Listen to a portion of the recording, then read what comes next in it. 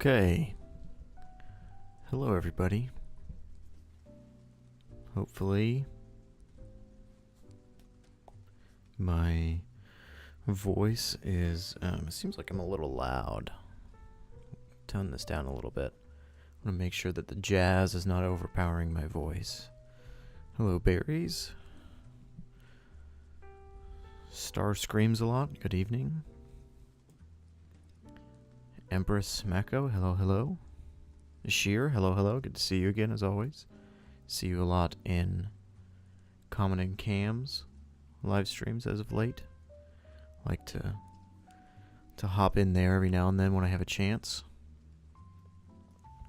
It's funny, I don't normally, I wouldn't say I'm a live stream viewer much. I don't often view live streams, but I do enjoy checking in on other creators, especially ones that I've worked with.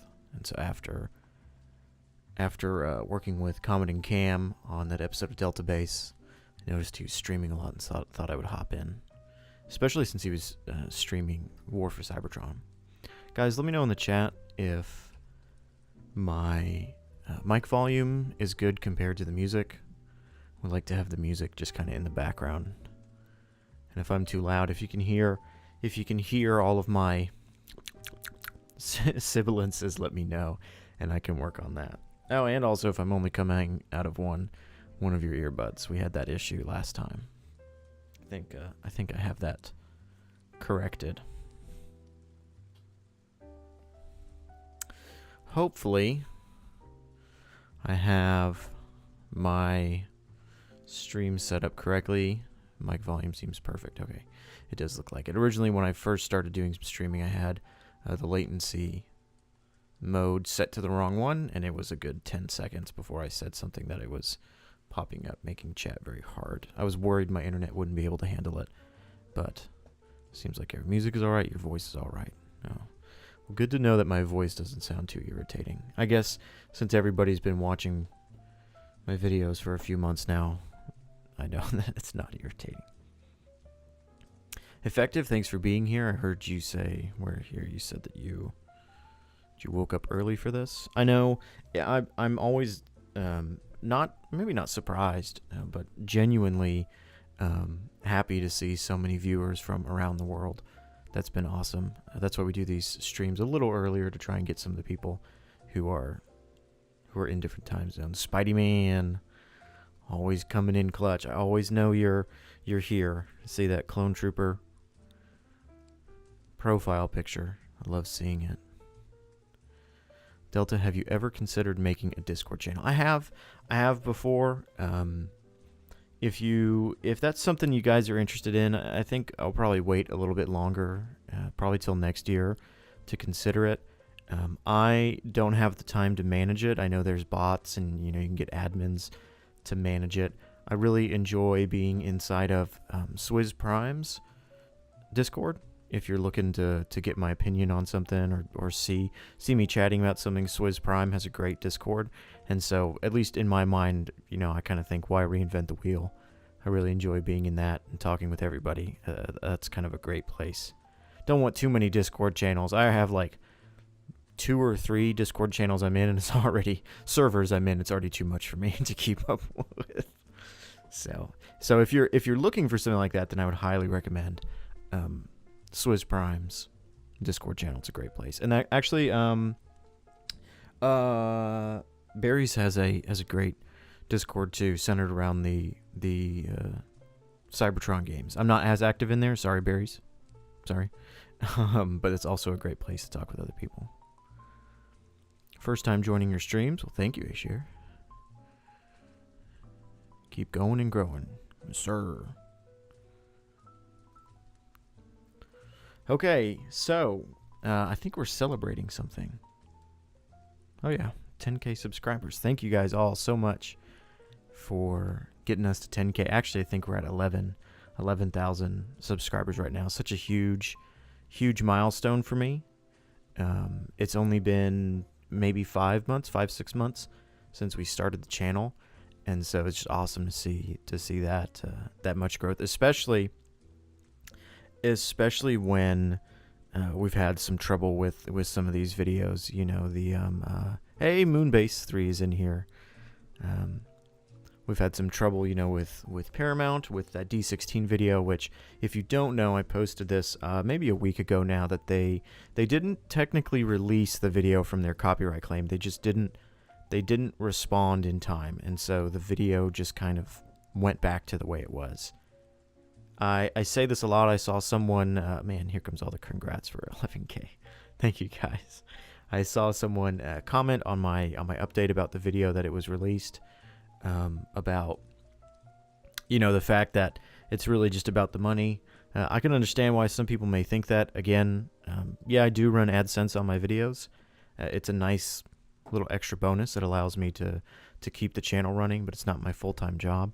And especially with the D16 video, it really was about Paramount saying that my video was not fair use. That's really what I was fighting, because it is fair use, 100%. The good news is, altogether, the video is still up. Paramount had the option to take down the video if they wanted to in the second round of copyright strings. Can they copyright strike it again? Seems like a bit tense situation. I believe they can, technically. I believe they can come back and strike it. We'll just have to see. You know, nothing's happening with it right now. I think the views on it are kind of slowing down. I don't really know if that makes a difference. The reason it got, I'll tell you this, guys. The reason it got copyright striked was because the Transformers 1 movie was uploaded into YouTube's system when you could buy it digitally, and the system automatically found that footage and was like, oh, nope, you can't use this. And so it wasn't like somebody at Paramount was like, hey, we're going to get this Delta guy. We're going to get him. It wasn't like that. You know, it was just the system doing its thing, which happens. It happens. So if that D16 video wasn't constructive and additive, then I don't know what it would be. Well, the good news is not only is that video still up, and it's not in, you know, this kind of limbo state anymore, so I'm not worried about it being deleted. It's there, as well as the Orion PAX follow-up video is uploaded and scheduled, and it's all good. We went through, I think, just one round of copyright, not claims, but notices. Hey, you can't, you know, this video is under investigation because it uses these clips. Edited those clips out, took it down, re-uploaded it, and it's back up, and it's fine. So hopefully when it actually releases, again, it's scheduled, it's in YouTube's system. When it releases, not this next week, but the week after, on November, is it 20th? November 20th, I think. It should be good to go. Not this Wednesday, but next Wednesday is when it releases. I really want to release it right now, but I've already done a lot of promotion for the actual date it's going to release, and so I don't want to mess that up. That's something I think people have noticed, is that I'll schedule a video for a certain time, and then every single day before that scheduled time, I'm like, I'm just going to release it now. Who cares? Let's just release it now. But got to stick to the schedule. Want to make sure that people don't miss it. If people are really interested, then they've noted in their head, hey, this is when the video comes out. That's when I'll go check it out. So gotta stick to the schedule.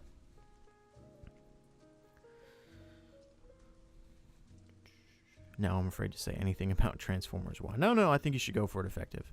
I think so. Again, it's an automated system. It happens with any type of content, you know, that the YouTube system sees it and is like, oh, hey, that's not yours. We gotta, you know, it has to be transformative and additive, and that is always a struggle with really any studio, not just Paramount, whether your content is constructive or not. The way that I look at it, and actually commenting Cam was a huge help with me. He helped me out with this whole copyright claim when we were doing the Delta Base episode, was that, you know, the video itself, the main content, is my opinion or criticisms or constructive feedback of the character D16. And then the footage from the movie, really actually it was footage from the trailer, is being used to support my opinions. And so at its core, it really is my content because it's my opinion. That being said, obviously, Paramount and any studio doesn't want you re-uploading long form clips of their content and running AdSense on it. I totally understand that. And so it's kind of playing that game of, okay, I can use this footage, but I need to respect the amount of footage that I can use, because I get it. You know, a company's going to want to protect their content. I totally get it. It was frustrating though, the situation. It is very, you know, it's all a system. There's nobody to talk to about it. It's just figure it out. Good luck. So thankfully, there's a lot of great guys like Comet and Cam that were able to help me out with that. So big props to him. Someone recently uploaded the entire movie on YouTube. Yeah, I see that. It pops up every few days. Every now and then I'll go in there and check and see if it's the full thing. It's normally up for a few hours and then it's taken down. Your voice is like butter. Thank you, Empress. Thank you very much. I really appreciate that. Do you think that they'll make a sequel to Transformers 1 considering how it didn't do good at the box office? I don't know. You know, they recently talked about Josh Cooley, the director, about the future of him and Transformers and putting together some projects.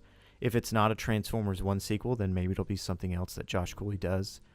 I know it didn't do the greatest at the box office, but I think that we live in a time where studios, and I talk about this in the Delta Base episode with Comet and Cam, unless I cut that section, I don't recall.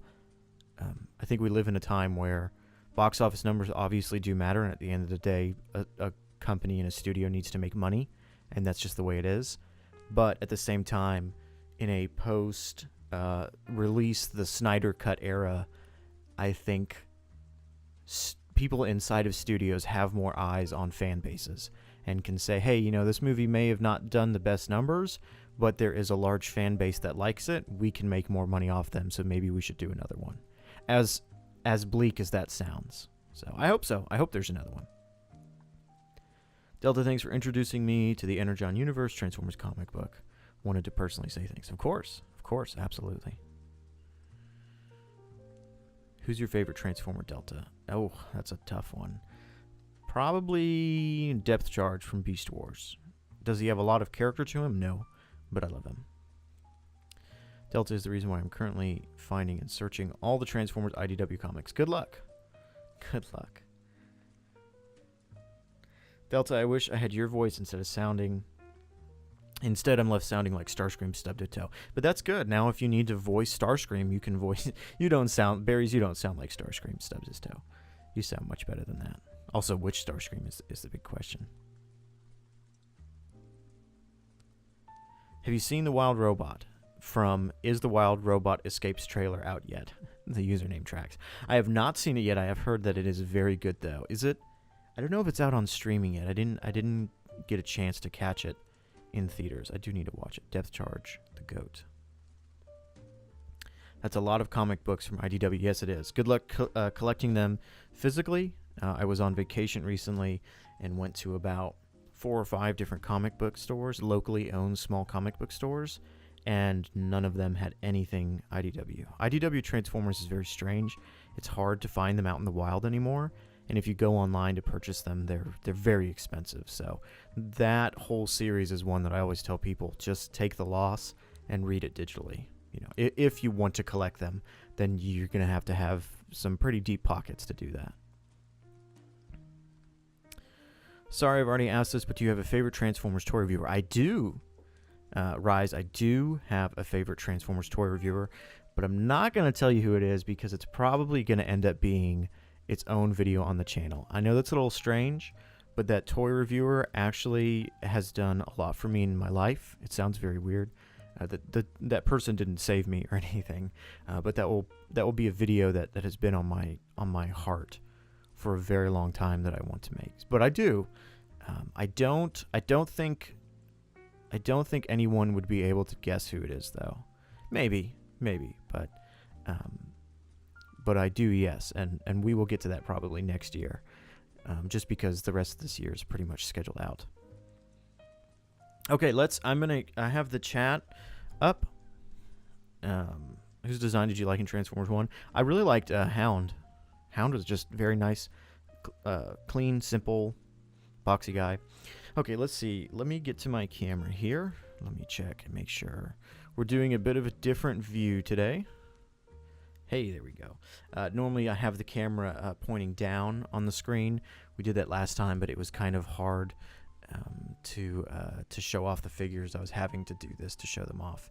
And so I was originally going to find some type of backdrop to cover up my messy desk with all my wires and my fake plant. And I decided, you know what? It's not that big of a deal. We can have a messy background. But yeah, to celebrate 10K, 11K, is that what it is? We were going to do some Blokees. Everybody's doing Blokees, I know. Everybody's doing them. These guys are really fun, though. These are really great and a really fun time. I grew up with Bionicle from the Lego company. I grew up my entire life having those pieces and just having drawers and drawers of Bionicle pieces and just being able to build any character that I wanted. And that's what I love so much about it. And I've been out of that fan base and franchise for many, many years now. And so then when I saw Blokees come along and I saw that Blokees, you could just kind of, you know, take the armor apart and swap pieces, I thought, this really reminds me of Bionicle. And originally I wasn't going to get them because I thought, nah, you know, they're blind boxes. I really don't want to do that. I never saw them showing up in my stores until I finally did. And I grabbed 2 boxes and I got an Optimus Prime as well as an Ironhide. And I just fell in love with them immediately. And so I went online and I got this guy here. I went online, and if you've seen some of my posts on my Instagram or even on this channel, you'll know that I went off and bought the first 4 versions, set boxes 1 through 4. So not the Transformers 1 guys. I will get those, just not yet. So I do have 2 Optimus Primes and Ironhides. So thankfully, that's why I was able to do this double axe Optimus Prime, which kind of reminds me of the Revenge of the Fallen. What was it, Forest Fight, where you had the 2 axes, which are, what the heck are Blokees? Never seen those things before in my life. This guy, I was just playing around with the pieces I had. I thought making just a fully red character. Oh no. Something that I will say, I love the fact that the Blokees are interchangeable and you can just mix and match parts. One thing I'm a little disappointed about, is that not all the heads and helmets work together. So all the Blokees come with just these types of heads. So this is the Optimus Prime head. Pretty weird. And then you just, actually, let me grab. You would just take the helmet, and here's, you know, something else. Here's Ironhide's head. You would just take the helmet and, sorry, make sure I'm doing this on camera, and you would just pop it on. And that's great. And when I got these, I thought, hey, this is cool. I can just mix and match helmets wherever I want. Well, not every helmet and head are an exact fit. And so you have cases where you're going to put this helmet on, and this fits fine. You know, it's sitting up a little bit. You can kind of tell it looks a little high. It doesn't click into place, sadly. So in this case, this is fine. This doesn't bug me. But in the case here, if you want to give, you know, a mouth to Optimus Prime, which, you know, is normally pretty scary, you go to put this on, that's as far down as it goes. So I'm sure you could modify them to fit a little bit different. But sadly, they don't all perfectly fit, which is, you know, it's not the end of the world. I'm going to put these guys in the background here. But they are very fun. Yes, let's catch up on the chat over here. Lai says she uses AliExpress. I need to find her links. Yes, you are correct, Empress. Diaclona mentioned in her streams, you can go to AliExpress and buy specific ones if you want them. If you don't want to buy the whole box to get all of them, you can go and buy specific ones. I've thought of that, but again, I just went ahead and bought all the boxes. It's like a physical toy version of Fall of Cybertron Custom. It really is. And again, it's so much fun to be able to be like, hey, what if I can pop this off? What if I gave, you know, Jazz, oh, well, I didn't pop that off right. What if I gave Jazz Optimus Prime's legs? You know, something like that. And they're just really fun to build. You know, they're really fun. They're a little chibi-fied, I guess. You know, their proportions, their heads aren't, you know, overly big or anything like that. But I do really like them. I guess their heads are a little bit big for their body, but it doesn't bother me too much. So, all of that being said, have I gotten any rare ones? I did not. I did not get any of the shiny ones. Every box, there's one character. Oh, no. You can get shiny in the first edition, I'm pretty sure it's Optimus. I have 2 regular Optimuses, which is fine. All that being said, I have opened and completed the entire first wave of characters. So I'm actually going to put these guys back here. And so I have, I actually wonder if I can, I'm gonna kind of pick up my camera here to show you. See the rest of them over there. Again, I apologize. That light over there. And then we're going to put the camera back. Clip. So with the first full set being completed, we have some options here. We have these different boxes to go through. I'm not going to be able to do them all on stream. There's just not enough time. But my question is, what box do you want us to start with? Here, let's do it this way. We've got version 2, which is Grimlock, the Red Bumblebee, Cliff Jumper, and all these other characters. We have version number 2, and then we also have, again, version number 4, which I'm just going to kind of, maybe I can get him right here. Version 4. So again, we're not going to be able to get to every single one of these, but let me know where you guys would like to start. We can, hey, let's do a few boxes from 2 and then 3 and 4. Let me know if there's anything specific that you guys are wanting to see. Red Bumblebee never gets old. Somebody asked how expensive are the boxes. So to buy a single one of these boxes, there's 9 characters in each box. To buy a single character, like in the store, is about $5, but not bad at all for how posable and well made these guys are. $5 and no stickers. These are all prints, which is really fantastic.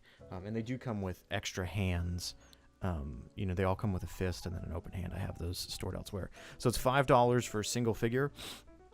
There's 9 figures altogether. If you buy them in the store, it's, good luck finding all of them. You can get duplicates. If you buy a full box like this, it's about $60 for all 9 characters, and you're guaranteed one of each character. It's possible to get the, the shiny. Oh, do they not show it here? Yeah, you can kind of see here. There's the regular Grimlock, and then there's this shiny version of Grimlock. He comes with a few extra accessories. That's not guaranteed. If you do get this guy in the box, then obviously you're not going to get the regular. So, but for $60 for 9 characters, guaranteed, that's not bad at all. I don't think. I saw someone say number 4. Recently, they bring characters go from these. Wait, was that Tarn? It is Tarn. I'm thinking we're going to start with Galaxy version 4.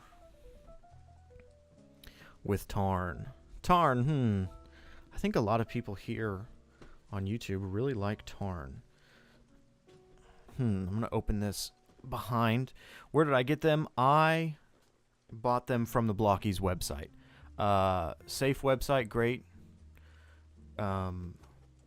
Great website. They shipped in I bought them and 2 days later they shipped. And I got them before the week was over. So looks like everyone's saying number 4. Moonbase 3 says number 4. We got to listen to Moonbase 3, guys. The GOAT. So when you open it, again, I don't really have much space here, but you can kind of see in here, there's individual boxes. So I'm going to grab one out, and we're just going to do one at a time. So these, again, yes, Barry, I saw you mention that this is $60 for this entire box. I don't have enough space here on my desk, guys. We're going to move that off to the side. And then buying one individually is it's probably, $5 with tax in the store. And these are really nice boxes. These are really shiny. It really surprises me in today's economy that these guys are pretty much $5. It's just, ball jointed head, ball jointed shoulders that are actually kind of sort of on other ball joints as well. Hinge shoulders, ball jointed hands, so on and so forth. A lot of them have these accessories like the door wings and the wheels up here. The Seekers are specifically cool. Having these Seekers with their null rays, they're really just really fun. When I first saw them, I thought, whatever, but man, these guys really are great. I'm glad that everybody and their mother is getting really into Blokees. I don't want Blokees to end at any time. Version 5, Collection 5 is all Transformers 1 characters, which looks awesome. And then they showed off at a convention. They're going to do I think they said it's IDW Wheeljack. It looks like Generation 1 Wheeljack, as well as an IDW Megatron, Autobot Megatron.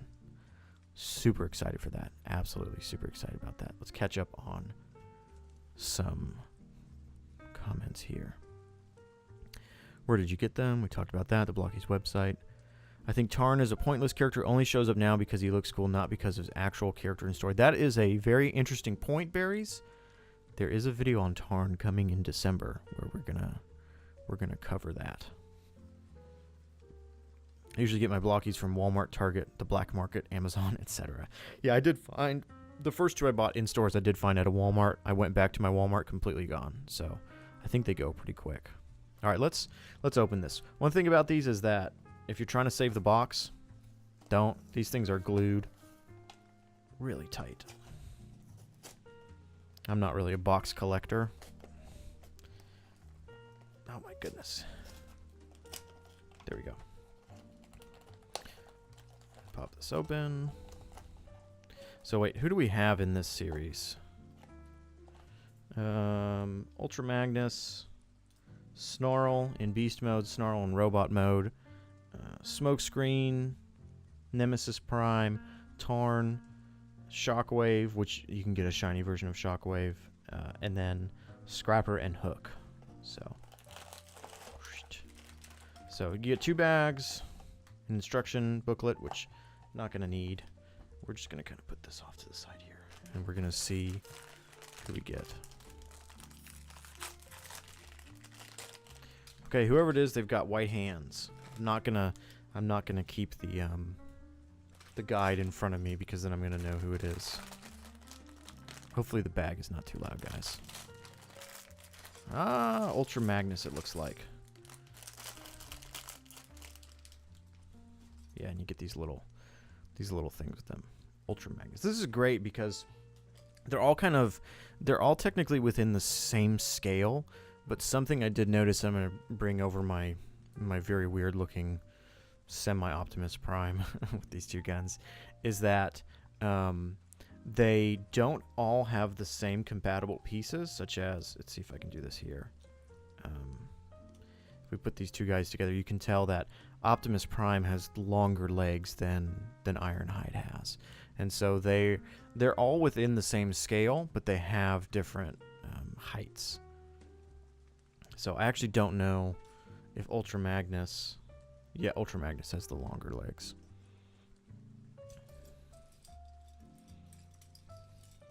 The goat. Alright, what I'm gonna do here is I'm gonna build this without the instructions.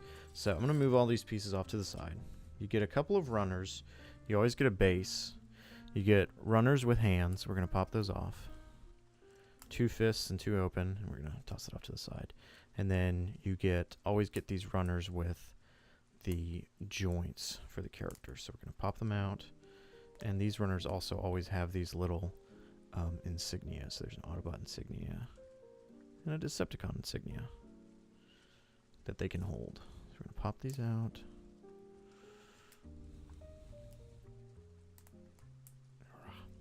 Fun fact about IDW Prowl, one of his designs is just a straight up recolor of the War for Cybertron DS concept art of Blue Streak. That is true. It's interesting that a lot, the IDW comics were always constantly changing designs for their characters to fit in line with toys and media and whatnot. I don't recall if that was a mandate from Hasbro or not, if they had to do that. Okay, let's see here. This is awesome. He's got a little matrix chamber. That's awesome. So normally I may actually have to look at the instructions for this guy because this one's a little bit different. The TF1 blind boxes have pre-connected joints. Interesting. I did not know that. I'm going to look at the instructions here real quick off screen.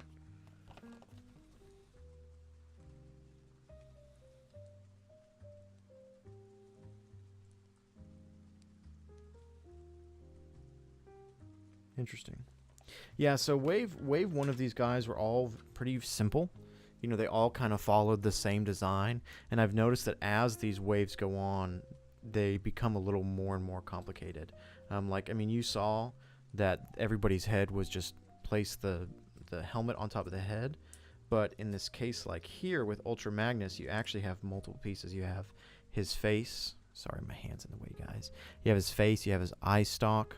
So here, let me move over here a little bit in my chair. Oh, I totally forgot I had an extra light on here. Hopefully that's not too bright, guys. That's going to help me see. So let's actually put together. See how this goes. Guys, remember, this is why I'm not a toy reviewer, because I am no good at this. This just goes on there. Oh yeah, awesome. And then let's find the front of his face. Yeah. So it does kind of it does kind of seem like they get a little more complicated as the series went on.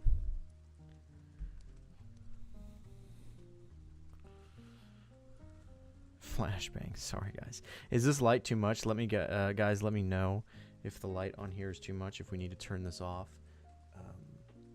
I don't know if it's too harsh or not. I'm gonna bring out the instructions here again to see.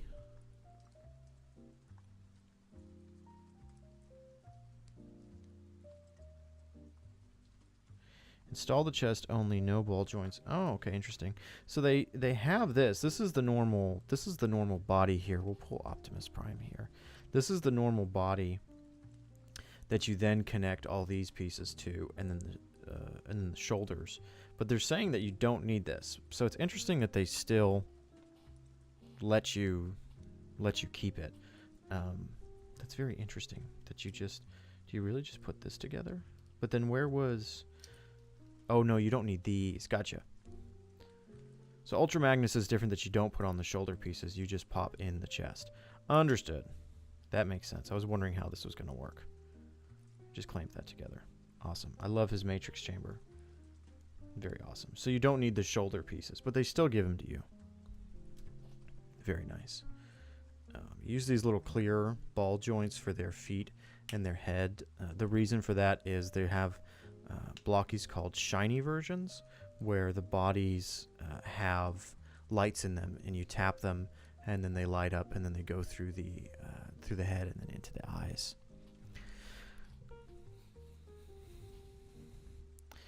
Magnus currently very 86 movie accurate after getting blown up by Galvatron. That is absolutely true. 100% true. 100%. All right, let's... Okay, come on, Delta. Focus. Focus.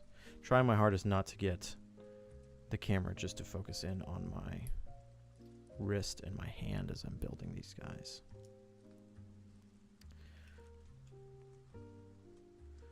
Put that in. You gonna stand? No, you're not. That's okay. Let's work on the legs. Somebody in here said that the joints for the Transformers 1 figures are pre-connected. I'm guessing they're talking about these. These are the knees and the elbows. You take these pieces out and then you push them together. It's a little hard for people with giant sausage fingers like myself, and you really got to kind of push them together. I know you guys can't see. I apologize. But they are very tight. Nice little click there.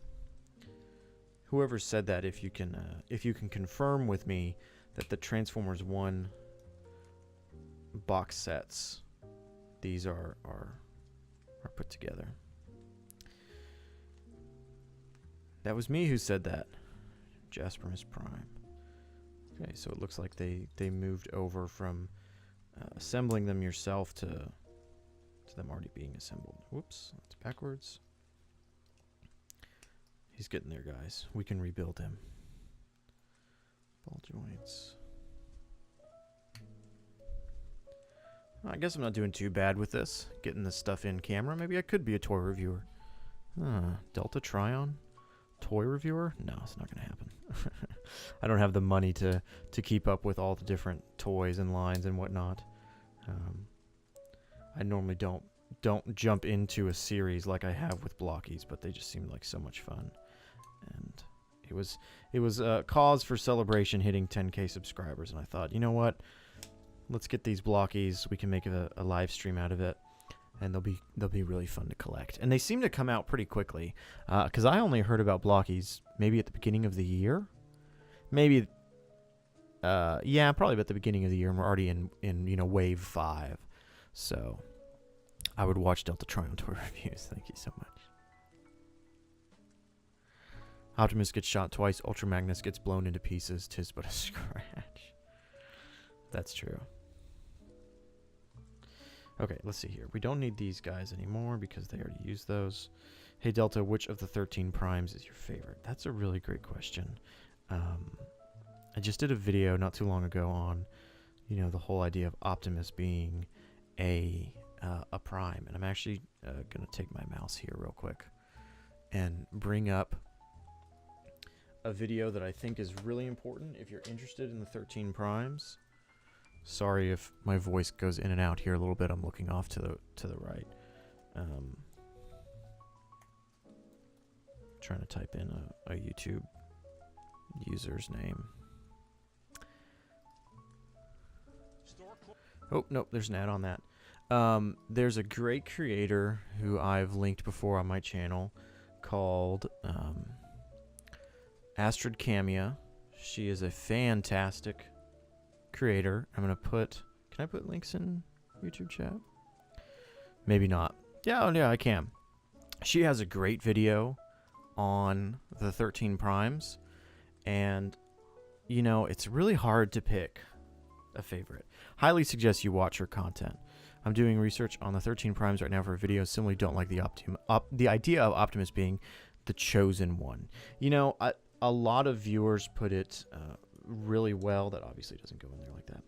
Put it really well with me after I made the video, which I'm glad they spoke up, which is the IDW continuity does it really well to where Optimus is never confirmed to be the 13th prime, but he acts in such a way and he has such noble intentions and ideals to his life that so many other characters just believe it's him, and I really like that aspect. I'm not the hugest fan of the aspect of the continuity straight up saying, oh yeah, he's the 13th prime. Not the hugest fan. Again, I think, as I said in that video, I think that Chosen One stories can have a place in media. I don't think all Chosen One stories are bad, but I am happy that the IDW continuity did not outright confirm it and say, yeah, he's the guy. But rather, he could be the guy because it seems pretty obvious, but we never know. Not a fan of him being the 13th, but rather him earning the title because he shows that he isn't special, that anyone has the ability to be a good leader. I agree with you there, Spidey. How much 13 continent even is there? I'm midway through IDW, and they're only just hinted at it. It really only shows up near the end of the IDW continuity. Once you get into Optimus Prime and everything else like that. Whoops, it just said that I was disconnected from chat. Hopefully you guys are still all there. So yeah, it's a little bit later in the IDW continuity. Okay, that's that piece. That's what I was looking for. Oh, he's got a little Autobot symbol. How do you like that?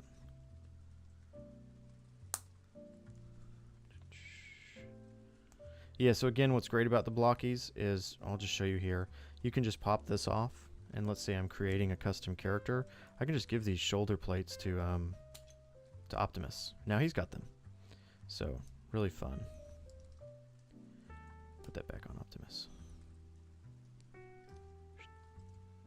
Where did it... Oh, right there. They should make 13 Primes figures. They are, actually. Effective. That is the next mainline Transformers toy line. It's called, what is it? Age of the Primes, I think is what it's called. Let's see how this goes on here. Just like that. And so there will be figures of every single Prime. We're getting a Dreamwave inspired... Oh, it goes in here in the middle. Dreamwave inspired The Fallen, which I think is awesome. And we'll be getting all of them. I don't know how they're going to do the 13th Prime, if it's just going to be Optimus or if it's going to be someone else. This does not feel safe. I don't want to break this. Delta, I don't have any Blokees, but I asked for TF1 blind box and the classic for Christmas, so I'll know how they work. Awesome. Okay, so you do just have it in there.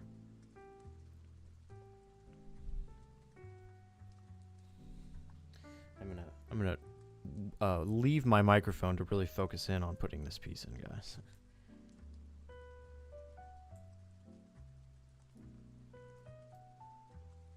I had it upside down, that's why it wasn't going in. Delta Tryon toy reviews. There you guys go. Putting in the pieces upside down. Plug that in. Wonderful. Look at this guy. Awesome. Big old blaster and an Energon cube. Oh man, I didn't even notice that. Can that just wrap around his hand, or no? It's just a prop. Absolutely awesome. Love, love, love it. Optimus. And the next Matrix bearer, not Rodimus. Does it bother you that Blokees don't adhere to scale? No, not really. They kind of their own scale anyways, and their own style, and so it doesn't bother me that they're all within a certain scale line. You know, they're not going for accuracy. They're going for, I think, coolness factor. I think I've accidentally pushed my camera a little bit. Let's push that back.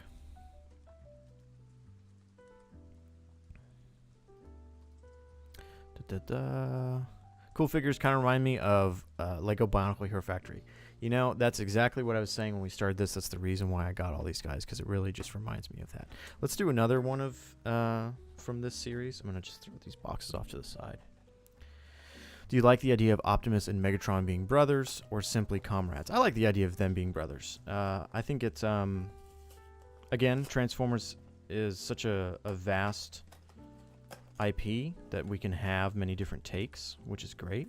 But I do like the idea of them being brothers. I think it adds a lot to their characteristics, as long as it's done well.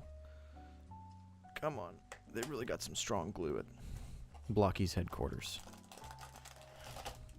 Super disappointed in 13 Primes and Transformers 1. Why is that?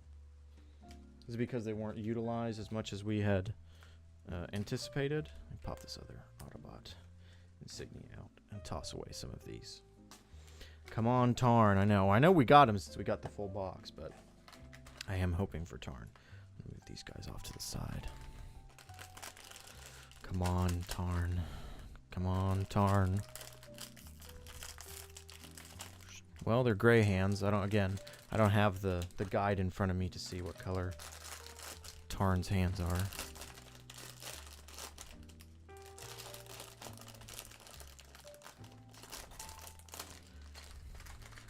Oh, it's not Tarn. That's okay, though.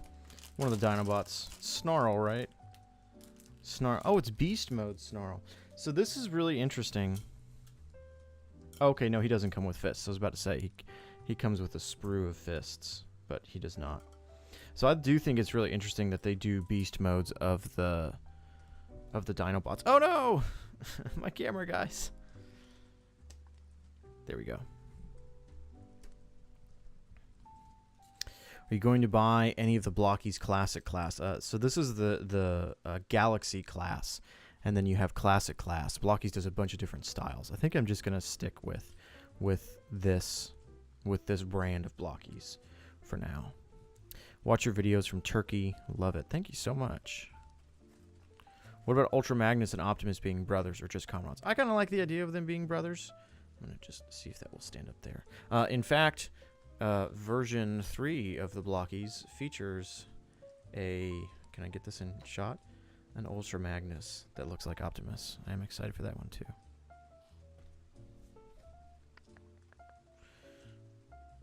Okay, I don't actually know how this guy is built since he's not the robot mode. I do think it's cool that they allow for beast modes in this series. They've done it with Snarl and Grimlock, and have they done it with... I think they did it with another one of the Dinobots. So, it'll be a while till we fully get all of the Dinobots together. But they just did complete the Constructicons in the Blokees series, so.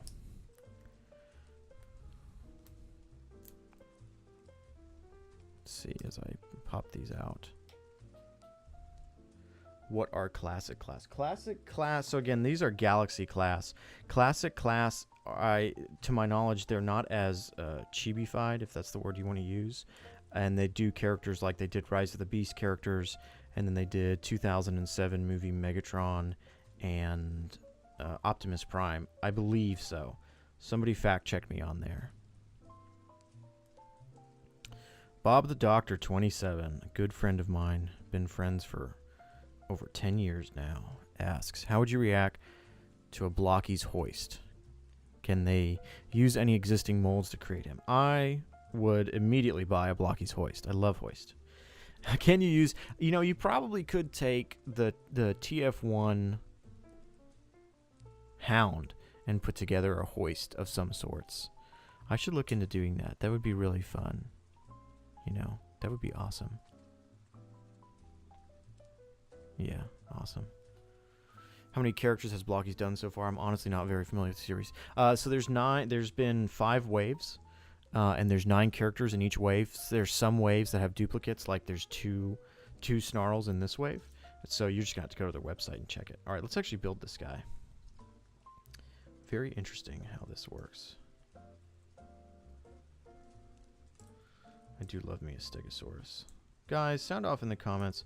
What is the best Dinobot purely based off of the dinosaur that they transform into?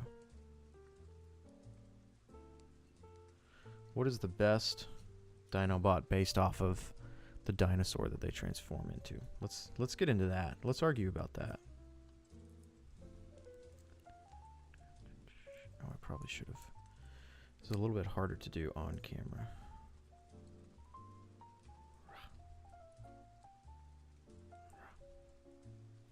Paddles, my beloved. I hope they make a Paddles figure. Give us more Paddles. Come on, guys. Don't forget Dinobot Paddles.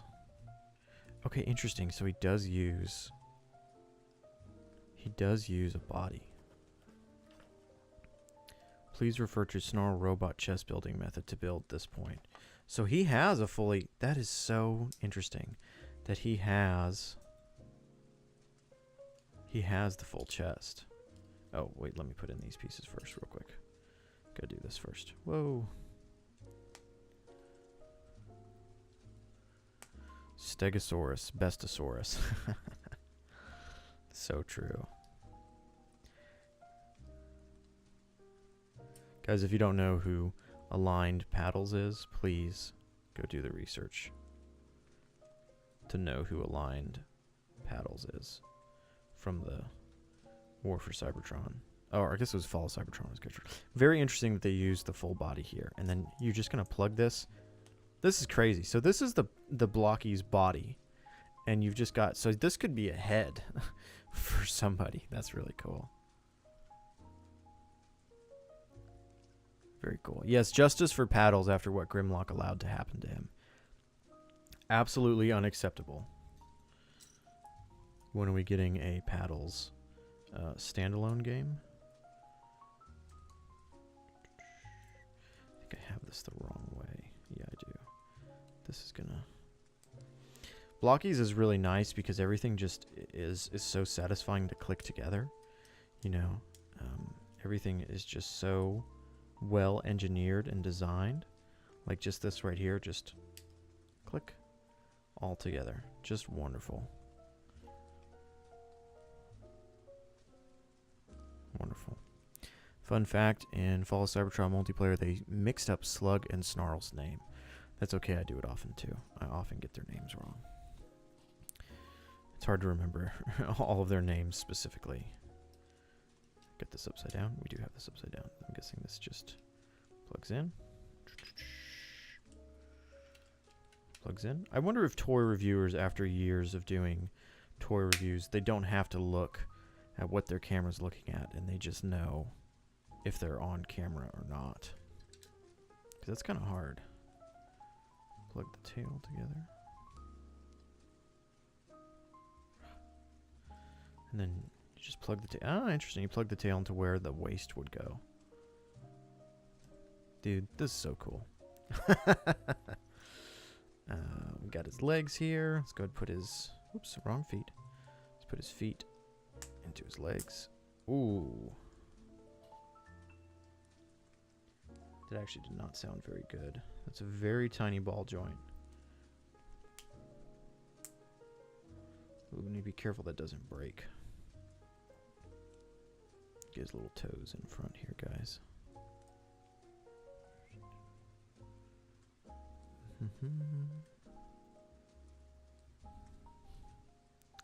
Let's take the head here. See how this goes. It's kind of in darkness.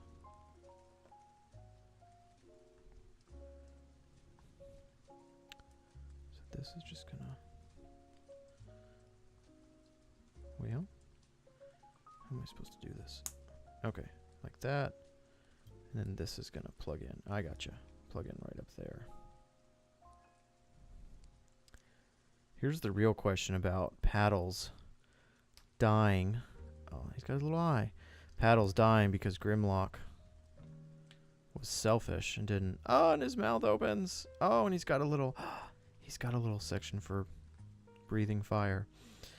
Did Grimlock allow Paddles to die because he wanted to control the Dinobots? That's the real question. Real question. Delta Tryon, did you know Astro Train is a cut character from the War for Cybertron DS game? I did not know that. I consider myself to be somewhat well versed in those games, having played them quite a bit. But no, I did not know.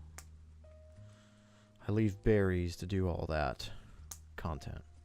He gets to do all the Cybertron game content. And do I plug it in up here? Yes. Gotcha. Okay. There we go.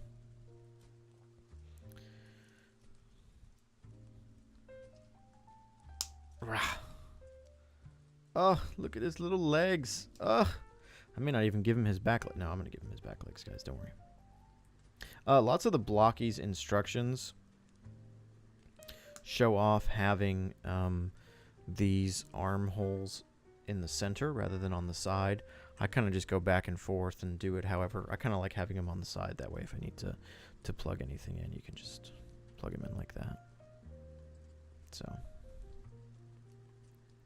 let's see. Let's make sure that we're doing this according to the instructions. Like that. And then... Interesting. Okay, it goes like that. Gotcha. And then the foot goes on.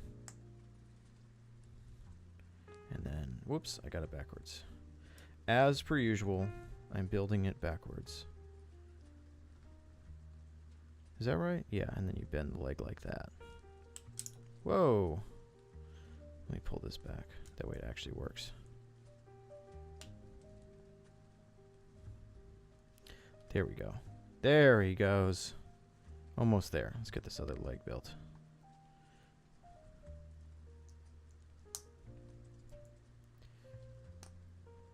It's a much more chill live stream this time. Again, guys, thanks so much for everybody coming up. Moonbase, you do need to pick some of these guys up. Again, I found them in my local Walmart, but then they were quickly sold out. So I think they're popular. This is very interesting. His legs are not... This leg is not really staying attached very well. There it goes. You had to get the click. There he goes. Little round boy. Ugh, I love him. Put him off to the side. Actually, let's put him right here. Let's get these Series 1 guys out of the way. That way we can just focus on the series we're currently in. Blup. Let's do another one from version 4. Hopefully we can get Tarn. Hopefully. Or we can get a Decepticon. There's a lot of Autobots. I really need some more Decepticons. Look at that. That one opened much nicer. Come on, Tarn. Let's get Tarn. Cool design. Character maybe not used the greatest every time. I do agree with Barry's. Tarn is not always used. Oh, it's one of the Constructicons. That's okay, though. Counts as a Decepticon. Well, you guys, it may still be Tarn. It may just be a really green Tarn.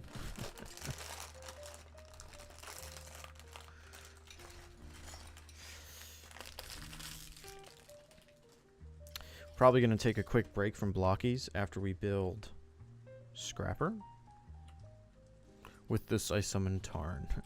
And then we're going to take a look at some upcoming videos that we've got in the pipeline. We've got the rest of November's video schedule has been scheduled out. We've got originally there'll be a community post about this tomorrow, I believe. Originally, I was going to have a new Starscream video out.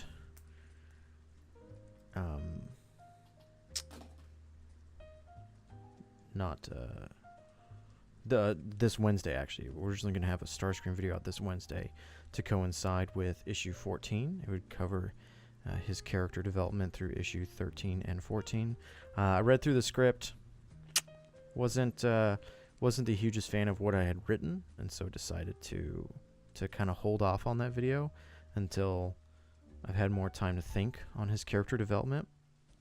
And so because of that, this Wednesday we're going to have another opinion piece. That's like the video, who is Transformers made for, things like that. So not a specific character per se, but more so focusing on the general aspect of Transformers. There's actually a guest appearance in that video. Where is... Oh, his chest is purple. That's why I can't find it. So there's going to be a guest appearance in that video that I'm very excited for. I can't tell you who it is, though. We actually have mentioned them in this chat, though. Oh, man, I always do this. Sometimes this happens, these shoulder pieces... Ooh, I don't want to break this. These shoulder pieces fit in here very specifically. Here, I'll show you. They've got these little... You see these little tabs. And they fit very specifically into some of these slots. Like that. And if you don't have it, you can get it. You can kind of see it's not going in. You want to make sure that you align it correctly. There we go. Otherwise, it doesn't really plug in correctly. Oops, and I got this backwards. So excited for issue 14. Yes, for those of you who have caught up with Transformers Skybound, what do you think is going to happen in issue 14? Do you think at the end of the day we're going to be able to look at Starscream and forgive him for all the things he's done? What do you think? You guys think he's a victim? Do you think he's, you know, not that great of a guy? What are your thoughts on Starscream? Spoilers for issue 13 for anybody who hasn't read it.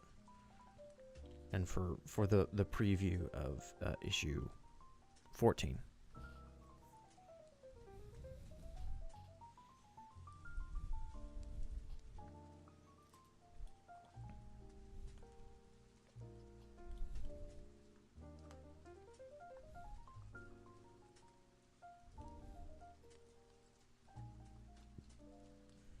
Redemption arc. Redemption arc for Starscream. I think Starscream is Starscream. That's a good way to put it. What if Ironhide will show up in Transformers Skybound? You know, if you... Whoops, doing this backwards. If you take a look at the preview for issue 15, I think it is, you do actually see some new Autobots who are going to be showing up. Now, Starscream might have a tragic backstory or whatever, but he's still an absolute deplorable character. That's an interesting... I'm glad you mentioned that, Barry's, because that is a very important piece to the Tarn video that I'm working on, which actually also that Tarn video, which is coming out, will be out in December, also has a guest appearance that I'm very, very excited for. They will be talking about the character, and we'll be kind of going over this idea of you have these characters like, in that case, Tarn, but in this case, talking about Starscream, who obviously have had a pretty troubled past, but having a troubled past, does that really excuse you from your actions? And you know, that's a case-by-case scenario. that we have to, come on, that we have to think about.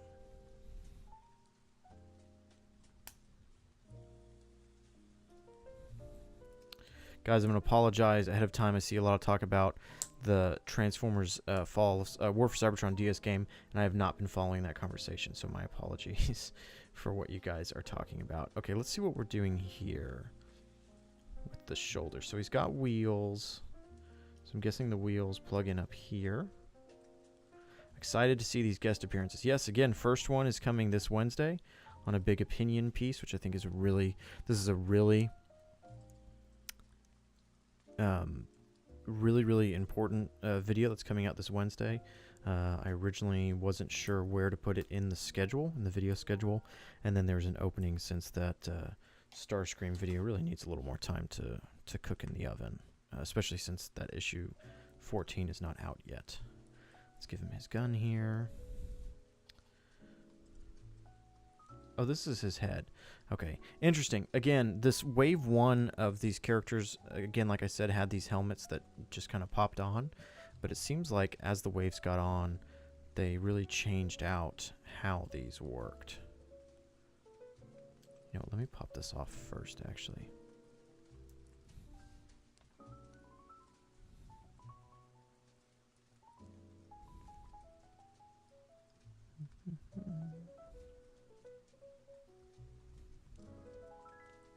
Love me some Constructicons. I'm excited for the Studio Series Constructicons. I know some people are not the hugest fan of, you know, some of the scale issues and whatnot, but I am super excited for them. I will probably be purchasing all of them. Let me see a picture of him to see, make sure I get these shoulders correct. Hasbro will have my money when it comes to the Constructicons. I have not pre-ordered them. They said that they promised that they're going to work to get the Constructicons into stores. Welcome, Carl. Ah, I love these shoulders. This is just, there's something about the Constructicons I love. They're just, and this is not meant to be a pun, but they're blocky. I know. They're just, you know, I love a chunky, squared off robot. I just love it. Let's make sure we get his back piece on here.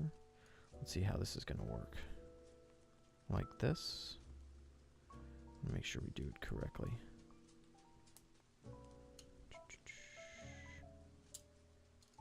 Let's go this way. Oh yeah. Most of the time with these Blokees, a piece will not connect a way it should not, which is nice. Well, I said that, and then I just said that, and then I probably put this on backwards. Never mind, guys. Oh no, that is the way. I thought it sit the other way. It does sit like that. Love it. These guys are just so much fun. You know, I said we were going to take a break and not open another one, but I just can't help myself. We'll open one more, Wave 4 one, and then we'll probably switch off. Deltatron, did you know that Constructrons have more members in the Core 6, Buckethead, Steamhammer, Dirtboss, etc.? I did know that, yes. Yeah, I know that they have their core main members, and then they also have the others that they use here and there. I mean, even like in the Revenge of the Fallen movie, there's more than the main 6, if I recall correctly. I only have Beachcomber so far. I was impatient and ordered him from overseas. You know, here's the funny thing. Of these 4 waves that I showed off, including the Transformers one, Beachcomber has not yet been released in the Galaxy version. He's been released in the shiny version, which has the little lights. And actually, he might have been, I know there's a version of him in pure gold. So there's no current way to get a regular Beachcomber in these sets. You have to buy the shiny versions, which have the light up feature. So I'm really hoping that Beachcomber, a regular Beachcomber, comes. If not, I'll just buy him online because I can't wait. Let me catch up here. Congrats on 10K. Going already 11K. Lol, you deserve. Thank you so much, Vexnese. If you don't know, he's a huge help on my War for Cybertron video. Used their footage so much. Bob, I hope you get Tarn. I'm hoping to. How much are they each? Are they worth it? They're about $5 if you just buy them in the store. I found some in my store, $5 plus tax. Again, if you buy a full box, which comes with all 9 characters guaranteed, that's $60. So I think it's a pretty good price. Delta's gambling addiction art. You guys know it. Ooh! Well, it's not Tarn, but this is the shiny version of Shockwave. So this is actually really cool. I'm not a huge guy when it comes to getting, you know, shiny editions or special, you know, editions, but Shockwave is one that is actually pretty cool. So there's a regular Shockwave in this series, which is just the same kind of, I'm guessing the same purple as Scrapper here, but you have a chance to get that character in a shiny version, so a little more metallic. So this is really cool. Okay. I didn't get an Optimus in shiny plastic, which I was fine with. Shiny Wave. But this is really cool. This is a really nice metallic sheen. Who's your favorite combiner? Ooh, there's so many to choose from. Probably the Constructicons, just because they're so OG to me. Do you think Thundercracker will find out the fate of Skywarp in the new comics? Thundercracker is one of my favorite characters now in the comics. You know, what they're doing with his character is not entirely new for Transformers, but I'm really excited to see where he comes. If you've no spoilers, guys, please, in the chat, but if you have seen the preview for issue 15, I believe it is, then you'll really see kind of the place that they're taking Skywarp, and I'm really excited to see what they do. Pokemon in a nutshell. Yeah, I didn't grow up with Pokemon, but I can understand people's obsession with getting shinies. I'm pretty sure there were cards that were called shinies. The light up feature is pretty fun. You know what? I'm probably going to end up picking up some of those shiny ones, Carl. Also because I know they have a G1 inspired Optimus Prime, which I'm really excited. Also really excited to find the Legacy G1 Universe Optimus Prime figure. I've been looking for him. There are previews. Yes, MRC, there are previews. Sorry guys. Look at this, so shiny. Oof. Yes, there are previews. About a month before an issue comes out, they show off a preview to each issue. It's normally like 2 to 3 pages. It's normally 3 pages. The preview for issue... Oh, interesting. He's got his things all wound up here. The preview for issue number 14 is technically 3 pages, but one of those pages is a big spread, so... Deltron, sorry for making going back to an old topic, no worries, but do you think that they'll make an Amalgamus Prime as a weaponizer for the Age of Primes line? That wouldn't be too bad of an idea. I think they're pretty much done with the weaponizers concept, but having Amalgamus use that kind of building system, I think would work pretty well. Gosh, this guy's so... I wonder if the regular Soundwave... If you guys have the regular Soundwave, let me know. Let me know if he comes with these silver... I really like these silver joints. My guess is no. Okay, here's his chest. I'm pretty sure I saw... Yes. His chest window, if that's what we want to call it. I know some people like to call it something else. Make sure these are all lined up. Okay. Backpack. Man, now I really want all of these in shiny. I was saying, no, shiny's not that important, but it's just so nice. Ugh. Shiny Shockwave. Oh, and look, he even comes with a little version of himself. That is adorable. Megatron did not come with a little version of himself. That is adorable. Actually, I think version 2, which has Starscream, comes with a gun mode of Megatron, which is fun. The preview of 15 is jam-packed with awesome spoilers. It's great to see new Corona art. You are correct, Carl. I think I'm getting all my numbers mixed up when I'm talking about it. But the preview for issue 15 of Skybound just came out, and it is looking amazing. very excited. Issues 13 and 14 are kind of focusing in on Starscream's origins, and then after that we get back into kind of the main story where we left off from issue 12. So very awesome to see us get back to that.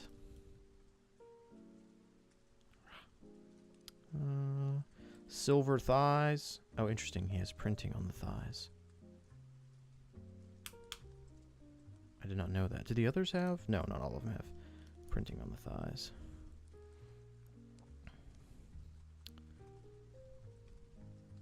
Guys, recently did a video on Shockwave in the Skybound universe. We talked about how the Shockwave that we got in the comics is a little more emotional. Maybe emotional is not the right way to say it. Here's his little eye. How adorable. Yes, I love calling Shockwave adorable. But we talked in that video about how Shockwave has, we'll say, more emotions than he normally would in the Transformers continuity. And I asked everybody in that video, you know, what they thought about Shockwave having more emotions. And I thought I'd ask that here again. What are your thoughts on if you have read it, on Shockwave from the Skybound continuity having more emotions? Gotta click that in there. And being a little, you know, I mean, he calls Optimus Prime a whelp, you know, and he's, you know, oh, I'm so excited to kill some Autobots.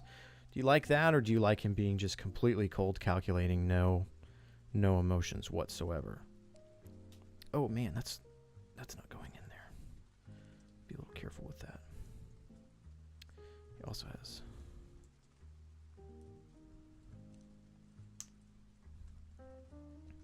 issue 13 is this Wednesday. You are correct. Again, I did have a video planned to cover 13 and 14 in Starscream, but I'm going to put that on hold just because I wasn't happy with how my script was turning out. But we will get to it. Ooh, man, that's like a really tight. There it goes. Blokees figures are tight. It's really interesting that they give him this flat hand. I'm not sure what we're going to use that for. I like him being cold and creepy.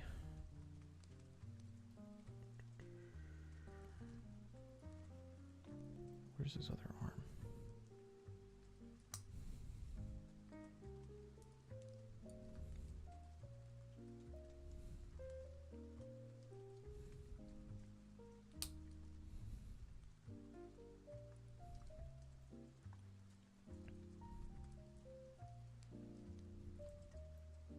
I think Starscream is about to have a huge arc. They might carry over near to the end of the run. G.I. Joe #1 TF14 this week. Can't wait. You know what? Carl, I've been telling Moonbase this a lot when he and I talk. I really need to catch up on G.I. Joe. I've read, I think, 1 issue of Scarlet, and I've been so bad at catching up on the rest of it. I really need to catch up. That hand is for Shockwave's saluting pose. Oh.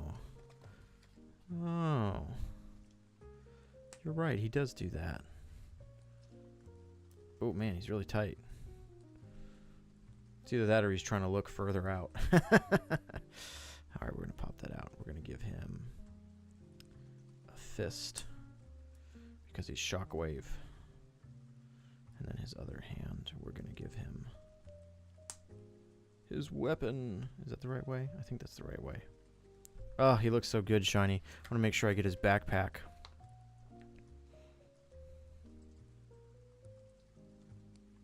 I think that IDW Autobot and Megatron is quite possibly the greatest character written in fiction. Love to see a video essay from your perspective. Good news is he is getting a Blokees figure. I've thought a lot about his character and doing a video on him. We will see. That's a pretty big topic to cover. That'd have to be a very long video, maybe even an hour-long video. How does this backpack go? Okay, so this is a part of his blaster. Obviously, guys, I know what Shockwave is supposed to look like. I say as I put his blaster together backwards. There we go. Okay, this goes to the side. Or, well, it can go to the side. I see. I like having his tube on the bottom. I'm a bottom tube guy. Just realized you hit 11K at the 10K stream. Yes, thank you. Again, I schedule these things out a little bit, and normally am behind on what we do. But thank you guys so much again for getting us there. Does this really go up that high? Or is it supposed to be silver?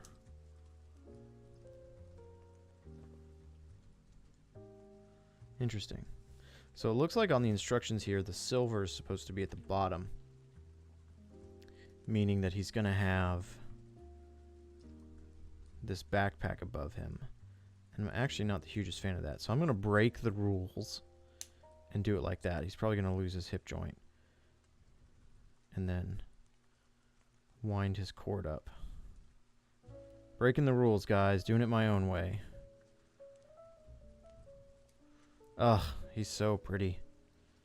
He's beautiful, guys. Just beautiful. And we got all these hands left. Oh my goodness. And I'm gonna make him hold himself. A bit strange, but there's been stranger things in Transformers. Love it. Love that if I only get one shiny, that it's Shockwave. Hey, you know what? If you guys haven't read Skybound, then this is going to be for anybody who has read Skybound is going to know what this is about. And if you haven't, then you should really read it. I'll put his gun right there. Get out of here. You're not in this issue. Although, well, you're technically around at the time, but let me catch up on comments right here while we have a Skybound reenactment right here. I'm only caught up on Void Rivals and Transformers. Haven't dipped into G.I. Joes yet. Yeah, I need to jump into there.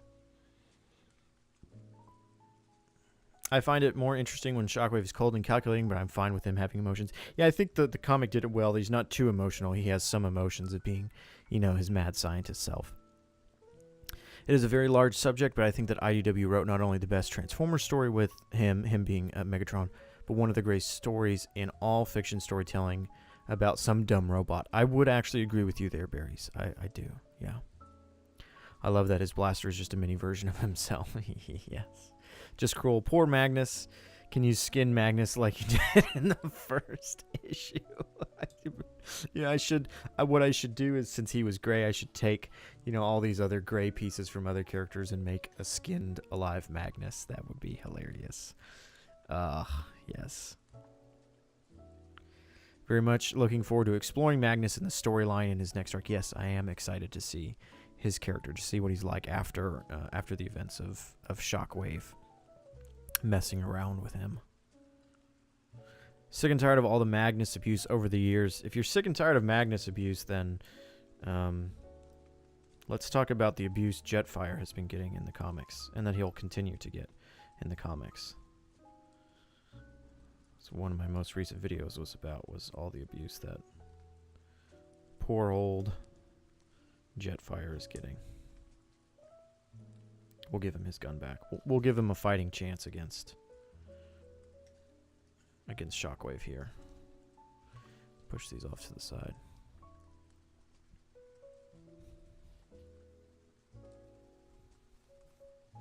Question: what is your favorite literation or best design of RC? Personally, I love IDW, Transformers Prime, and Generation 1 design of her. I think that's a good question. I really am enjoying the Skybound version of RC. I think I need a little more time with the character to really get a sense of her. The IDW character version of RC is very complicated in my mind. There was a lot they did with her character that I wouldn't say was incorrect, but I think is very messy. And there's a lot of stuff in there I think just didn't land right. Very strange decisions were made with her character. So I like some of the ideas, but I think there were maybe more misses with her character than there were wins. So, going from Magnus abuse to Jetfire abuse, yeah. I really love how dark and realistic Skybound's take on Transformers is. Something that Transformers rarely gets, and is making conflict really feel desperate for both sides. Yeah, I think that's something that you can see in a lot of Daniel Warren Johnson's writing. If you read, Do a Power Bomb, or I'm currently reading Extremity, which is fantastic. He does bring a very realistic take to the world. A very real. Oh man, that's really in there. I don't know if I can get that out. A realistic take to the world and how, people die. Characters die. They don't make it in times of war. I do think, a lot of people, again, have issue with that because then their favorite characters, boom, gone all of a sudden. But, okay, hold this. Hold it. No, hold it. Come on, Shockwave. There we go. That counts. Still curious on when Transformers Skybound takes place. Everything looks 80s, and yet RC is a modern-day Lambo. Yeah, I think they very specifically have not specified the time period. My guess is it's an innocuous time period, given Sparky's flashbacks to what we can assume is that world's version of the Vietnam War, as well as the space shuttle crash. I talk about this in my Sparky video about the time period that the comic takes place in. Have you read the 2021 Beast Wars comic? I have not. I'm actually trying to collect it. That first volume, I think there's 3 volumes of it. That first volume is actually a little expensive to collect right now, but I do want to go read it. IDW did like a reboot of the Beast Wars continuity and did their own take on the story, which was very exciting. Welcome, Breakdown. Yummy Energon Cube. Yes. As a trans woman, reading the RC Spotlight is, ugh. Yes, that's kind of what I was talking about, MRC, that it's, not personally having any experience in that realm, writing that type of a character. Even for me, it seemed, a topic that I know not much about. Admittedly, it seemed very mishandled, maybe, that they were going for something and it just wasn't done correctly. I enjoyed her presence, though.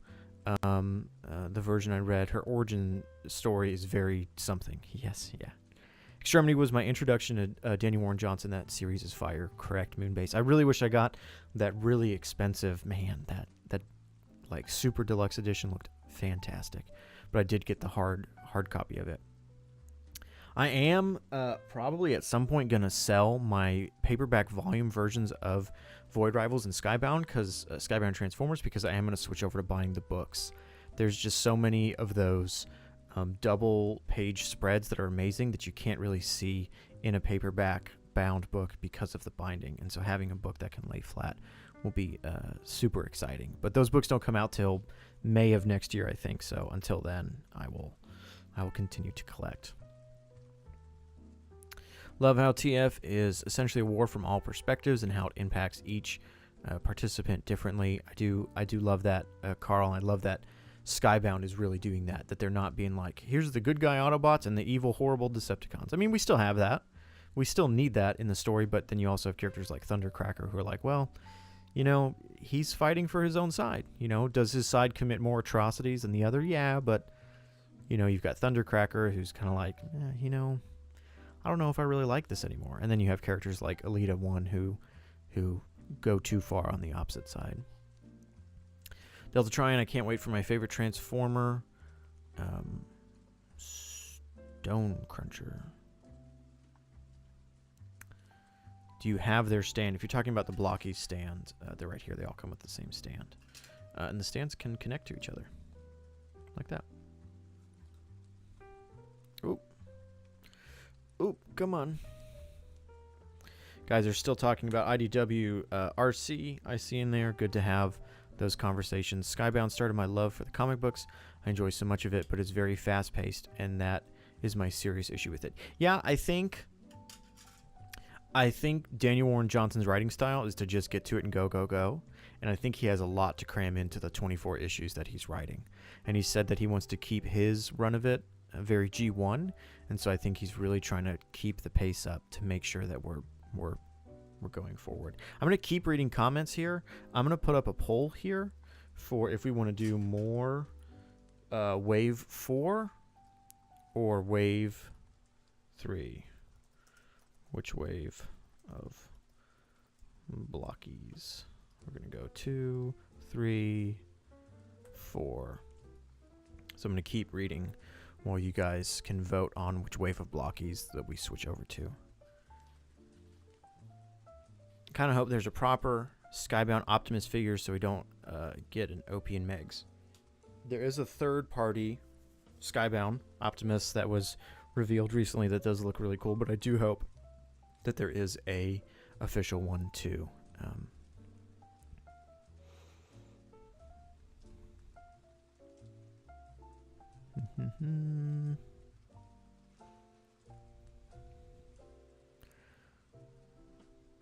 Omega-based opinion. Tarn must be found. I think Moonbase is kind of correct. If you were to make Megatron a torso for a combiner, who would you make the limbs? So Megatron is the torso. Soundwave, Shockwave. I don't think I would do Starscream. Soundwave, Shockwave. Man, that's a really great question. When I think of Megatron with other characters, I think of the War for Cybertron game. So I would put in Breakdown and Barricade because Brawl's already taken. So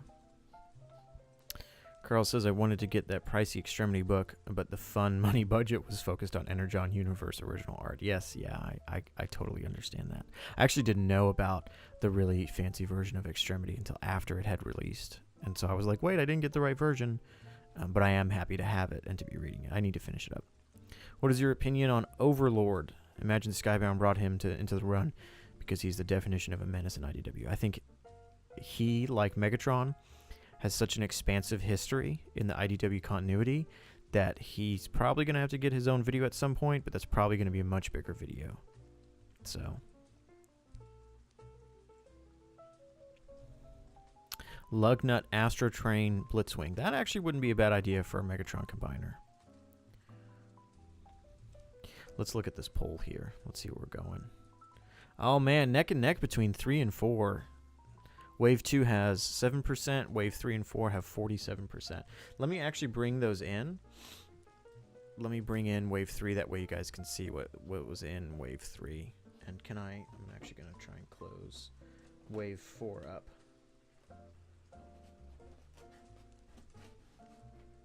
I'm going to close it up very poorly. That way you can see what... There, we'll kind of do it like that. That way you guys can continue to vote. I'm going to mute my microphone here real quick and get a drink of water.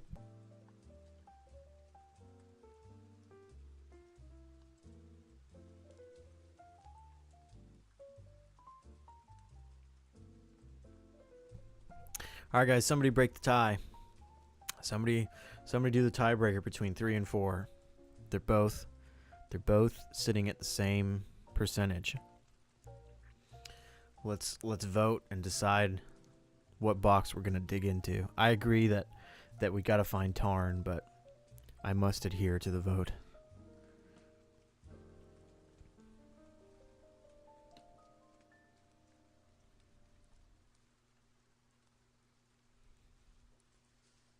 People are saying 4. I think we're gonna stick with 4 guys. Let's get 3 out of here. Oh no, Shockwave dropped his cube. Oh wait, no, 3 just hit 50%. Oh no. Here's what we'll do, guys. We'll do some more 4, and then we will jump into box 3. I promise. Before the stream is over. This is an empty box. You guys should see my floor. It's just a bunch of Blokees boxes sitting on the ground. Have to clean that up later. Nemesis and Tarn look so good. They do look so good. And actually, Wave 2 bring this in here real quick. Oops, sorry, not on camera. Wave 2 actually has...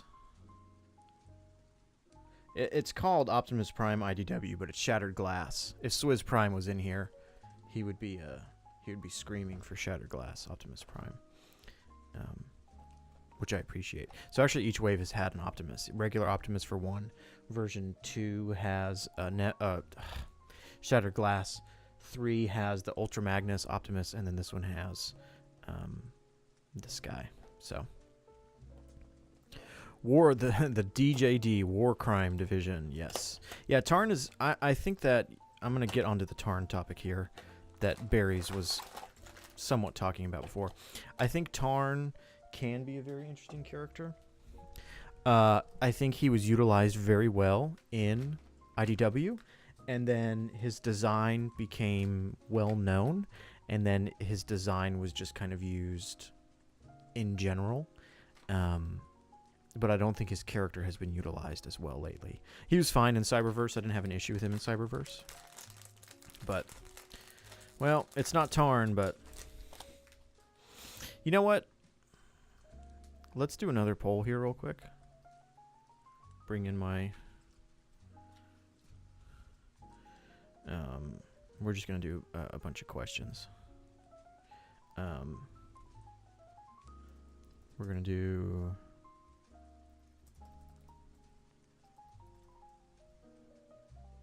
And then... We're going to start a new poll here. Should I continue to build these characters that I'm pulling, or should we just open these, put them aside, and go look for Tarn? Immediately everyone voting for Tarn. You gonna get the reissue? Yes, I do hope to get the Tarn reissue. I did not get the original figure. I do hope to grab him. There is a really cool third-party version of that mold that's bigger and has I'm blanking on it, metal in it. I'm blanking on the term. Which looks really cool.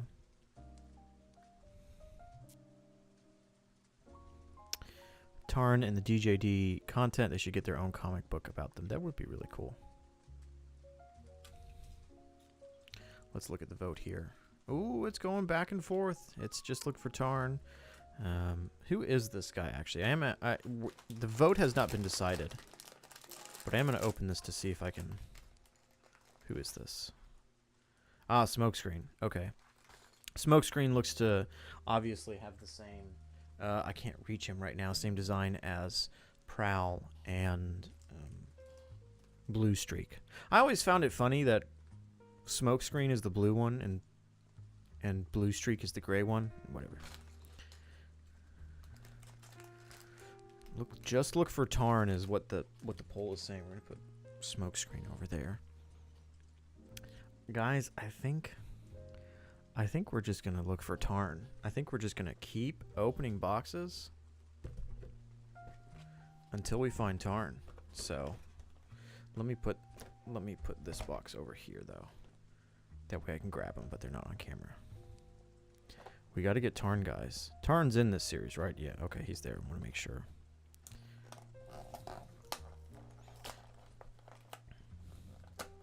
Come on, Tarn. Please. I'm begging you.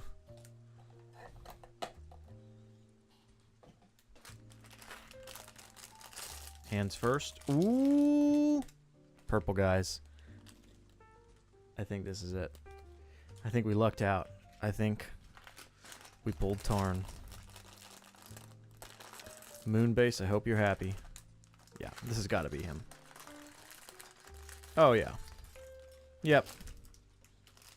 There he is. Oh, make sure I don't throw away a piece here. Sometimes pieces get stuck in there. It's Tarn for sure. Because there's this little Decepticon helmet. I always find it funny how often people make fun of Tarn for wearing his own faction's face. But I mean, I could see it. Hello. Hello. My wife has arrived. I voted for you to keep unboxing. To keep unboxing. You didn't vote for Tarn? You don't know who Tarn is. You don't know who many of these characters are. Nope. What Transformers do you know? Optimus, Prime, Bumblebee. Do you know any of the bad guys? The Megatron. Yeah, Megatron. Jazz. Jazz is not a bad guy. Jazz is a good guy. Oh. Jazz is killed by Megatron in the first movie. Oh. Chad, I don't know if you can hear my wife, but she's trying to name all the Transformers characters she knows. Skyscream. No, that's not a Transformer. Sorry. Oh. No, not quite. Shockwave? Shockwave is one of them. Shockwave is actually the shiny guy we just got. We got the special edition shiny version of him. Purple. He is purple, and he has a big window in his chest, which people call his boob, his uniboob, because one giant. Sky. What did you say the Sky one was called? What did you say their name was? Sky something? Me? Yeah. Skywave? Skywave? No. No, there's not a Skywave. That wouldn't be a horrible name though for a Transformer. Skyscream? His name is Starscream. Starscream. But Skyscream is not a bad concept for a name. Let me pull up these instructions here. I'm not actually paying attention. Tarn is a character from the Transformers comic book that's now over. And he wears the Decepticon symbol as his face. Because he's a fanatic. And he loves Megatron. He's so infatuated with Megatron that he's like, Megatron's my hero. Doesn't matter the millions of innocent people he killed. He's my hero and I love him. And then Megatron ends up repenting for all that he's done. And Tarn doesn't like that. He's actually very upset by that. And so then that becomes a part of the main storyline, is those two meeting, and Tarn is basically a product of Megatron's creation, and how they handle that. And that is a video that comes out in December, again with a special guest who I'm not going to name. Can other Blokees wear Tarn's mask? I don't think so. Again, this first line of Blokees all use the exact same type of head design, but it looks like as the wave's gone on, they all changed it a little bit. They all changed the design a little bit, so I'm still kind of trying to figure out how we're putting together the head here. Yeah, guys, a huge shout out to both Swizz as well as Moonbase 3. I was working on that Starscream video, and one of the reasons I ended up holding off on it was I was reading issue 13 very wrong. There's Tarn's face if you want to know what he looks like. I had read some of the dialogue a very specific way and was very confused. Until I asked those guys, hey, how am I supposed to read? Am I reading this incorrectly? And it turns out I had read some of those moments very wrong, and so they were thankfully able to help me decipher some of that dialogue. What is going on here? Oh, this guy's just like Ultra Magnus. You actually don't have to use these ball joint pieces. He uses his own kind of shoulder system. Gotcha. That way his shoulders can be higher up. Makes sense. Looks like he's got a t-shirt on. They gave him an unmasked face, yeah. Put in the comment section if you know what Tarn's original name was before he was Tarn. I'm not going to say it's spoilers because at this point... Tarnish? My wife says his full name is Tarnish. No, not quite. But he was somebody before he was Tarn. Question is, was he someone important or not? That's always the question. Okay, let's see how his shoulders work here. Which side do you put on? I think you put on this side. Or are you looking at... You're looking at the chat? Yes, he was... Glitch. Oh, this is interesting. So normally the ball joints connect right in here, but obviously that'd be too high. So they've built in another ball joint here. So you're just gonna enclose this in, and then plug this in up here. This is why I love the Blokees system, is that they're very creative with the pieces they have. Glitch. His full name is John Tarn. Dave. Tarn Johnson.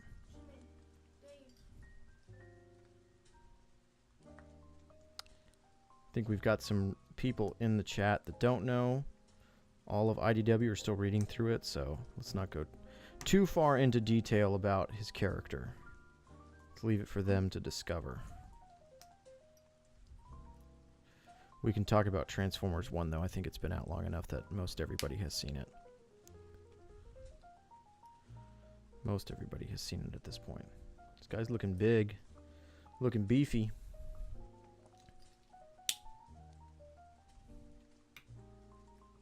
Oh, come on. Again, while all the Blokees kind of adhere to a... I don't think his foot's going in all the way. Adhere to the same kind of scale. There are some that have larger limbs.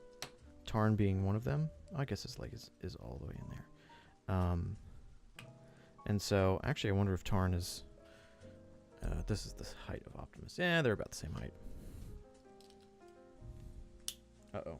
Is this the right? No, I got his legs backwards. The gray goes on the outside. Heaven forbid I have a character look wrong on stream. And I actually probably have his... Oh, interesting. They do his blasters on his back. That's interesting. Did they not have a way to put it on his forearm? Oh, they do. Pop his arms off here. Flip him around.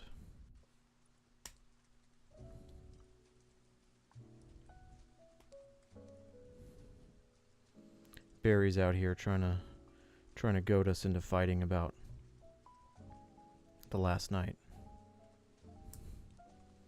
We got a lot of last night lovers. I am not one of them. But then again, in my opinion, all the Michael Bay movies are products of their time. Guys, we did it. We finally got to Tarn, and I do think he is the best looking out of everyone in this wave. Although I don't know, that shiny Shockwave is pretty... I wonder if Shockwave and Tarn would be buddies. I don't... Again, let's not get into spoilers, but I don't recall if they ever meet in the comic books. I'm sure at some point. Oh yeah, actually, you know...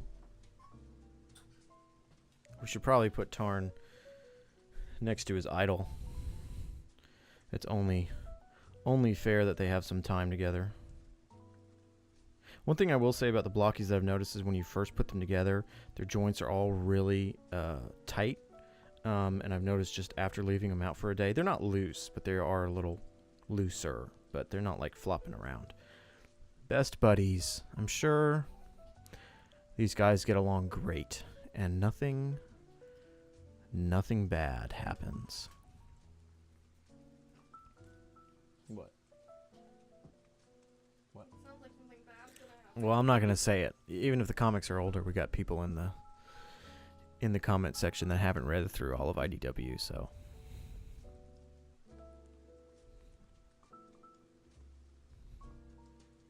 Last Night is terrible. Age of Extinction is worse, though. Yeah, I don't know if I had to pick one that I disliked more. Tarn and Shockwave have a conversation with each other, and Tarn's mask. So, okay, gotcha. That's what I had figured. I'm pretty sure that they had some running in with each other. With how expansive the IDW comic series is, there's no way that they weren't communicating with each other at some point. Love them. All right, let's do one more poll here. Now that we've found Tarn, let's go start a poll. Let's go 2, 3. We're gonna ask what you know what, I'm actually not gonna leave that in there anymore. How do I get rid of an option? There we go. What box set should we continue on with, 2 or 3? There's still a few more characters in Wave 4 that we haven't gotten to, but... And I'll put the boxes back in, that way we can see. 2 had Shattered Glass Optimus, and 3 has Soundwave, the elusive Soundwave that I know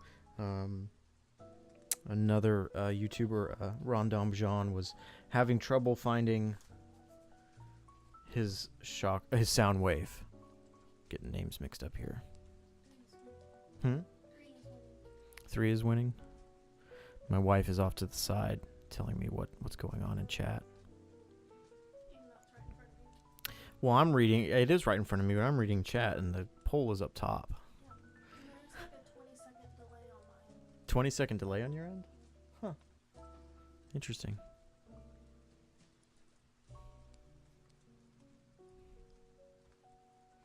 Thank you, Tanner Jackson. Carl's back in here. I've seen all the Bayverse movies, but my brain can only distinguish the first movie's plot from the others. They just blend together. Yeah, I think 4 and 5 definitely blend together for me. 3, Dark of the Moon, I've seen more than Revenge of the Fallen. Revenge of the Fallen just has so many moments of strangeness. But I think there's been so much discussion on those movies that I'm not sure my opinions would really add much to the conversation at this point. There was a creator that I am working with on a different video, and they asked me if I wanted to do a video on Bayverse Optimus Prime and, you know, his more psychotic moments where he's a bit unlike Optimus. And I said maybe. Again, there's been a lot of videos already on that topic. What would you guys think? Let me know in the comments, in the chat here, what you guys would think if you would want to hear my opinions on that character or not. It wouldn't be a video on my channel, but it would be on another creator's channel. So I think 3-1, which means that we actually have to open 3.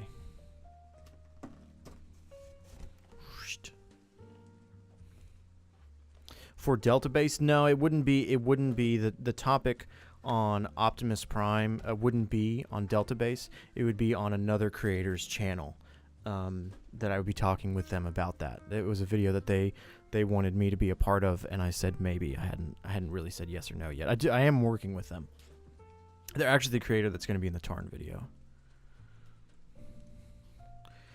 These boxes are so shiny. So who do we have in this series? Bumblebee, Slug, or is it Slag? It's Slag. I said Slug. Ultra Magnus, IDW. We got Sideswipe, Red Alert, Soundwave, which you can get the shiny version, and then Scavenger and Bone Crusher. I'm glad they named the Constructicons because I will always get their names mixed up. No, the other creator, are they going to be on Delta Base? Oh, are they going to be on Delta Base? Yes, we have next Delta Base episode is coming out at the beginning of December, and it's actually, I'll let you guys know, going to be Moonbase 3, who's here in the chat. He and I sat down and talked about some really interesting topics. We'll have to see what that's about. And then in the start of the new year, January, I have January and February's guests scheduled, and then after that, we'll probably look into getting some more people. If you have a creator that you really like, that you want on there, let me know. It helps when a creator's fans know of Delta Base and are like, hey, you should be on Delta Base. For instance, I've been trying to get Emperor Kumquat on the show to get their opinion on a lot of stuff, but having more credibility from fans always helps. You know, that's how I was able to get Comet and Cam on the show. And I'm talking and reading chat and trying to open this box at the same time, and it's a disaster. Alright, this box is just going to be a mess. Whatever. And now I need to catch up on chat.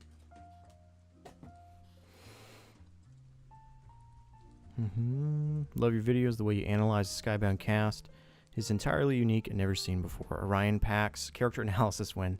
Thank you so much. The Orion Pax character analysis is not this Wednesday, but the next Wednesday, whatever that is. I think it's the 20th. It's on the channel. It's in the community tab. So not this Wednesday, but the next. That Orion Pax video will be coming out. It's funny. I said the 20th.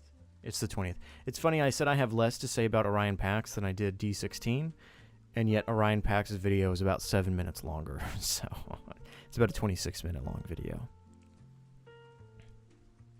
I do think said it best. They were a product of their time.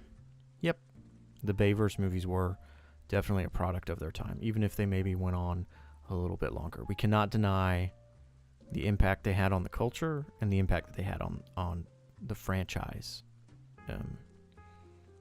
overall. Emperor Kumquat is so good. They really are a fantastic creator again. I've talked to them a little bit. I know they're very busy. I'd love to have them on Delta Base to get their opinion on a lot of different things. We'll see though. Definitely don't bug them about it.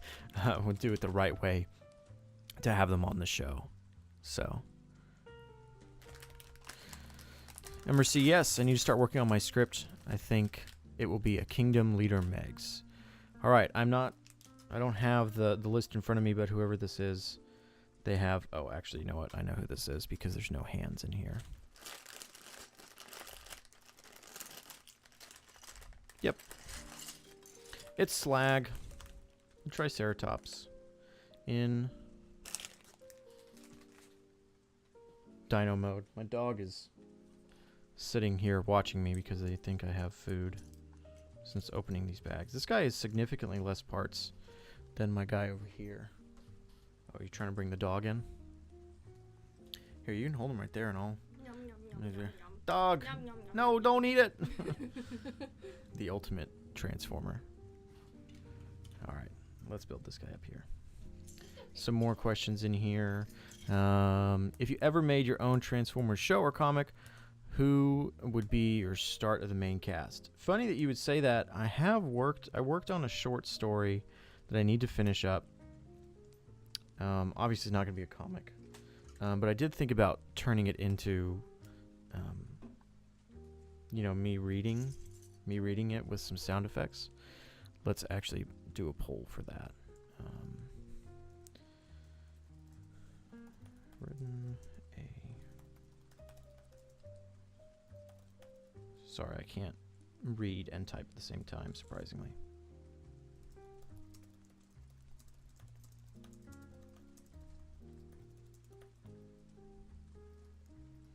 We're going to go with yes, and we're going to go with no, and we'll start that poll in the background as we keep going. Dark of the Moon Shockwave is very cool. I actually do like Dark of the Moon Shockwave. People criticize the character because of how underused he is. But I mean, that's kind of par of the course with the movie, with the Bayverse movies. Characters are what they are, and so it wasn't super disappointing to me watching that movie, not seeing a lot of him, because already at that point, you had. I mean, it's a movie. How much time are you really going to take on each character? And it's not like the continuity of that continuity really matters. I mean, how many times has Barricade come back? Everybody's saying yes, absolutely. Earlier, I almost said that. Earlier, I almost said I wish you did audiobooks. Thank you. Actually, have something like that coming up in the works for the end of November. I did a poll on the channel asking if you guys wanted a recap video of the Skybound continuity. A lot of people like. They're called sleep videos, like lore to sleep to. If you're from the Destiny community, first off, may I say you need help if you're in the Destiny community. I have escaped. But yeah, if you're in that, then you'll know creators like My Name is Bife or Mylan Games. And a lot of people would like to listen to their videos and just fall asleep because they have really nice voices to listen to. I don't quite have that, but I thought, hey, maybe I'll try my hand at making those videos. and you guys voted yes. And so before this month is over, there will be a video. It's about maybe 28 minutes long, just me reading, not reading word for word what's on the comic page, but kind of as a recap. So it's kind of a video to sleep to, I guess. How do you feel about characters like Thundercracker and Skywarp? In the Skybound continuity, I like what they're doing with them. Obviously, Skywarp has not had as much time to shine, but I do like what they're doing with Thundercracker. Did I say Thundercracker just there? Skywarp has not had much time to shine. I do like what they're doing with Thundercracker.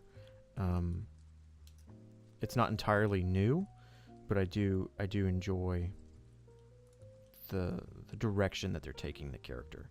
I think I have this upside down. There we go.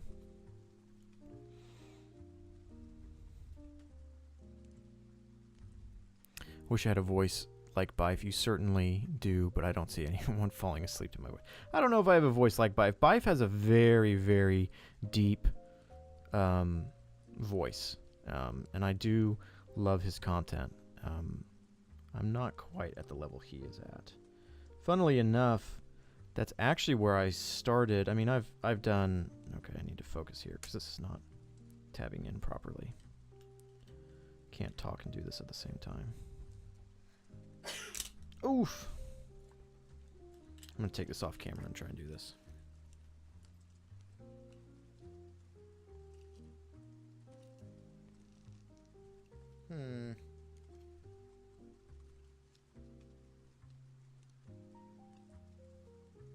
It's not working, chat. Ooh.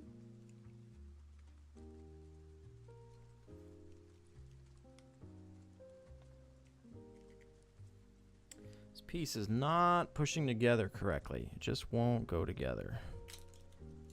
Interesting. I wonder if there's... Will it even fit together? Yeah, it'll fit together. I probably just don't have this perfectly lined up for it to work. Let's see if I retry, if I can... That... Yeah, it's just not going together.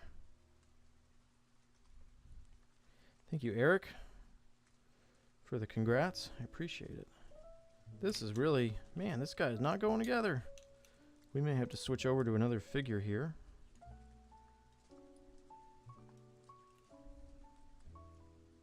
Huh. Do I have it backwards?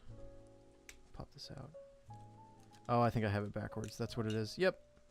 That's what the issue is. This needs to be down like this. That would explain it. It is interesting that it can go almost go together the opposite way. There we go. Wonderful.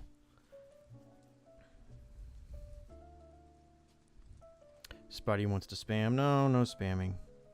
Let's keep that to a minimum. That's why I turned that on, because last stream we had quite a bit of spam and it was causing a problem. So I hear you though. Oh, look, his little tail can wag. The other one can't do that. He is the Triceratops. That the one with the...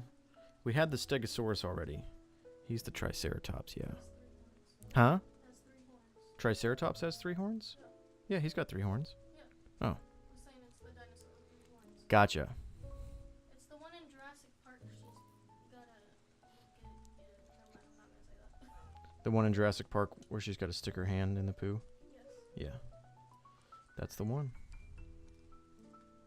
In the original Jurassic Park. The only Jurassic Park.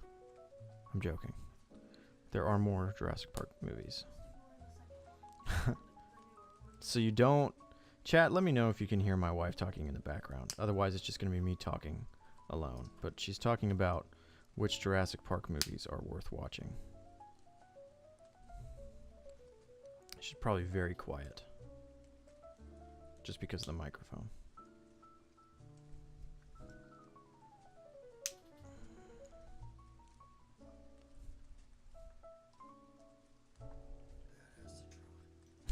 Saying Badassatron back there. Anyways, whether you can hear or not, she's talking about which Jurassic Park movies are worth watching. So which ones are worth watching in your opinion? I'll just relate what you say, whether they can hear you or not. First and third. The first and third. So Jurassic Park 1 and then Jurassic Park. It's not called Jurassic Park 3, is it? No, it is. Because it's Jurassic Park, The Lost World, and then Jurassic Park 3. Isn't it? I do not like the second one, and I don't like the ones with Chris Pratt. You don't like Jurassic World series with Chris Pratt. What about the new Jurassic series that they're doing with Scarlett Johansson? That's the next ones, you know. I probably won't watch it. You probably won't watch him. What? Oh, his feet are backwards. Oh, wait, no, they're not. She says she probably won't watch him. Chat, let me know if you guys can hear her back there. You haven't let me know. Just want to make sure.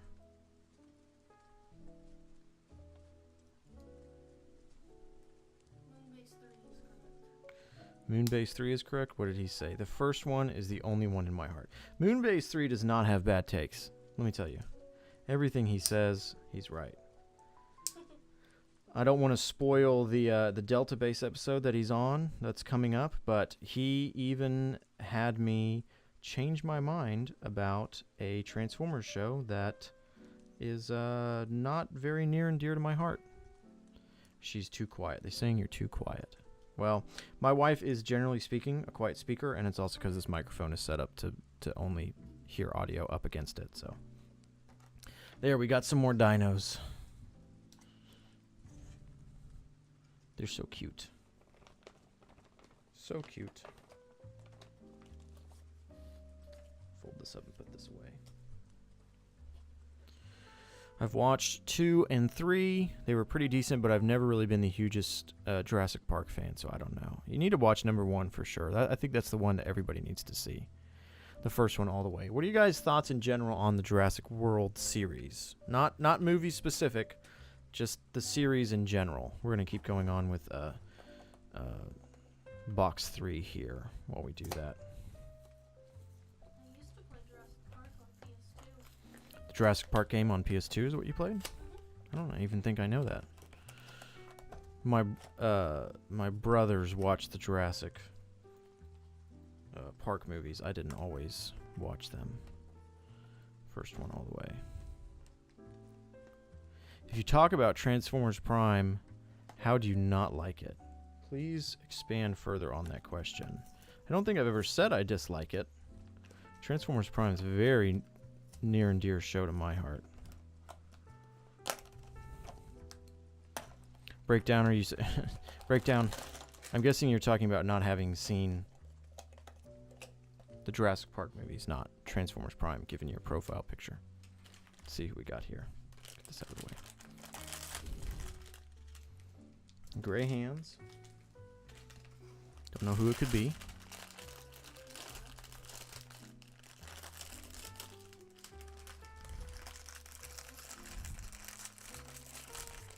I actually don't know who this is. Oh, it's Sideswipe.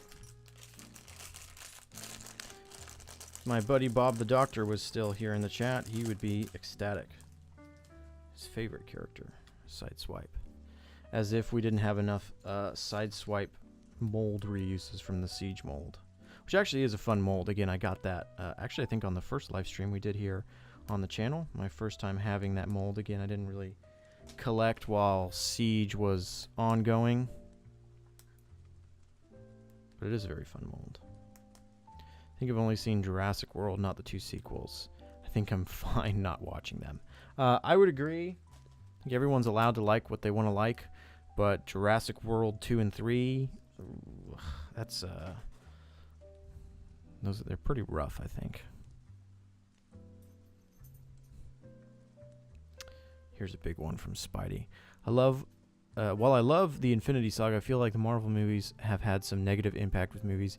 Everything now is either just constant Hollywood action, same dry humor, and easily predictable twist. Yeah, I think they've definitely set a precedent, and I think people are a little tired of the Marvel movies. I have not seen a Marvel movie in theaters in quite a while. There is one coming out next year. The Falcon and the Winter Soldier, which looks... Or, no, wait, that's the TV show. The next Captain America movie does look interesting. I will probably go see that in theaters, but I think people are a little tired. Yeah, with Harrison Ford. Love Harrison Ford.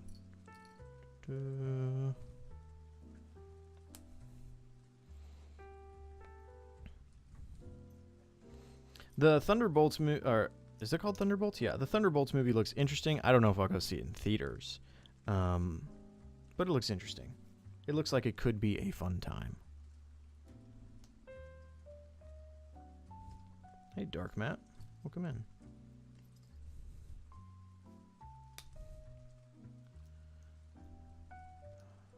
Make sure we put his head together quickly here. We're missing his face. There it is. Yeah, the Blokees definitely changed the way they did the faces, because again, Series 1, they all had the same type of face helmet. And I was a little disappointed that you couldn't mix and match, but now that I'm seeing how these faces are done, it makes sense, because there's eye stalks to them now, which is fine. Push that together.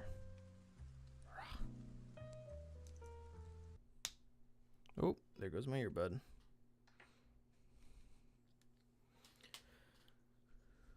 Probably stopped the jazz. Let's go in and start the jazz back.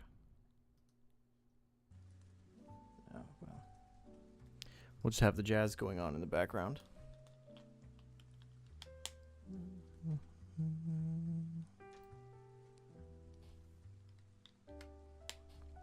What are your thoughts on Cyberverse, if you've seen it? Oh, and there's an advertisement playing on the jazz. There we go. Cyberverse, I enjoy Cyberverse. I think a lot of people dislike it for many different reasons. I think they dislike it because the first season of Cyberverse is definitely, I don't think it's bad. It's definitely very much intended for children, which is not a bad thing. But I think the later seasons really improve on it. And while it's still not my favorite Transformers show, it definitely does give us a lot of characters that we probably would have never seen. Like Tarn is brought back. We, have characters like Acid Storm. Come on, we're not going to see characters like Acid Storm in a mainline Transformers show. It's not likely. We get McAdams, we get, Trypticon, we get all these different concepts. And so I really enjoy the show for that.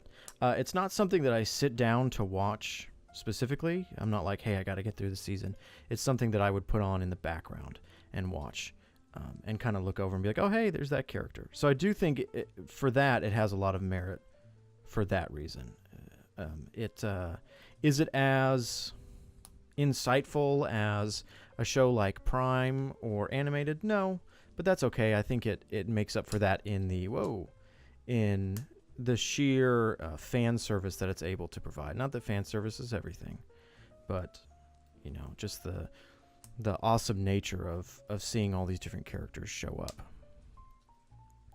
Cyberverse, I hate Cyberverse. The evergreen designs are so bland and boring. I will agree with you, Barry's, that the designs using the Eververse designs were not the greatest. But again, I think it shines in bringing in characters that we don't often get to see. I want to make sure I do his backpack correctly here.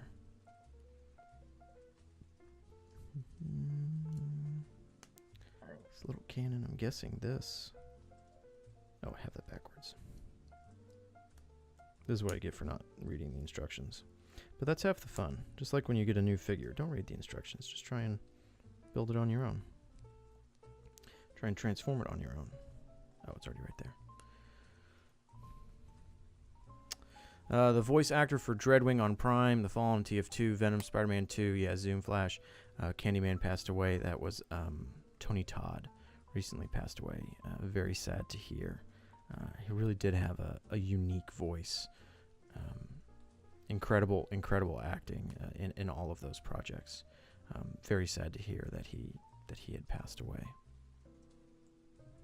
Whirl, yes, Whirl is in Cyberverse. Getting Whirl in a official Transformers TV show was wild as well. Let's check here and make sure that I do his arm panels correctly.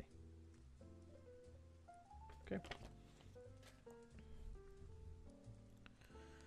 While I'm putting Sideswipe together here, let's catch up on some comment. Really love Sideswipe. Looks awesome. Let's catch up on some comments here. Saw a lot of IDW characters in Cyberverse. Yeah, Cyberverse was almost, it was a lot of IDW fan service, bringing a lot of those characters in. No Freud, though. I don't think Freud was in Cyberverse. I'm not sure how they could bring him in. Watched Cyberverse during the pandemic, and let's say they did Shockwave dirty. Yeah, I can agree there. I'm getting sick of evergreen designs. One of the reasons I appreciate the Bay films is their original designs. Yeah, I can understand that. Between IDW and Skybound, which one would be the best to start off from? I would say Skybound just because there's less of it. I think it's easier for newer readers to get into Skybound. Collecting IDW physically is really hard because it's really expensive right now because there's no reissues.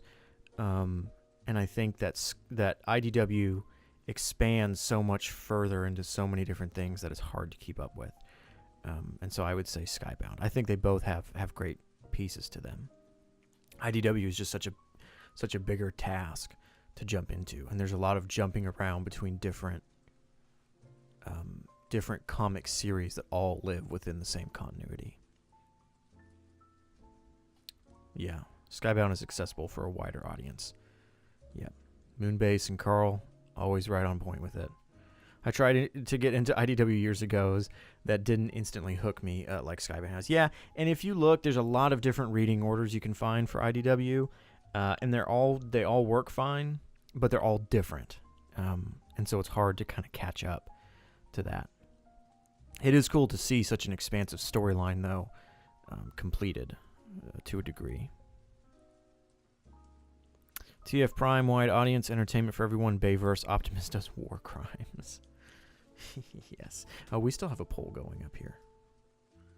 It looks like everybody voted yes for that story. I'm going to do another poll. I already asked this question earlier, but I've forgotten. And so let's type this in here.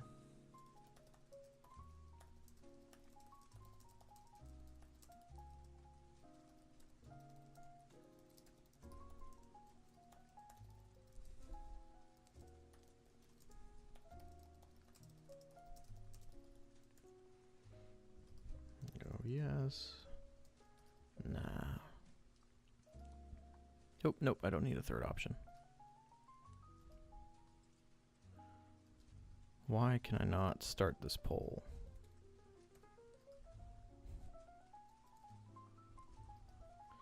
That's weird. This poll is not working. Yeah, Carl, if you're looking to get into IDW, Moonbase is the guy to do it. He knows. Start a poll.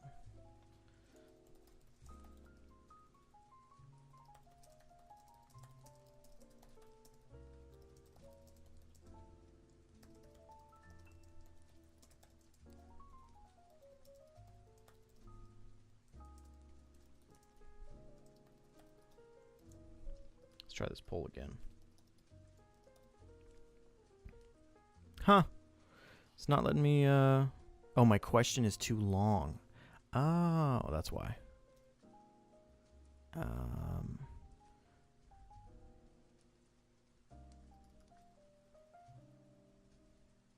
There we go. My question was too long. It's 100 characters only. Let's do a video series where I ask you, where I read IDW and ask you questions of what I just read. That would be a fantastic series. Carl Moonbase, I think that would be great. One thing I hated most in Cyberverse is that Megatron is too selfish. Even in times where he would work with Optimus, he just won't. The only reason he would is because he had his own way. Yeah, Cyberverse's story is pretty simplified, I think. Obviously, it's still catering towards a much younger audience, and so it has to simplify a lot of concepts that they could have taken. But then you also have scenes like Triptychon talking about fair wages and employee rights for some reason, which is, you know, it's hilarious but strange that you have a character like Triptychon talking about a concept like that in generally what is really a show really targeted for kids, which is why I think Cyberverse can give you whiplash sometimes when you watch it, which is funny sometimes.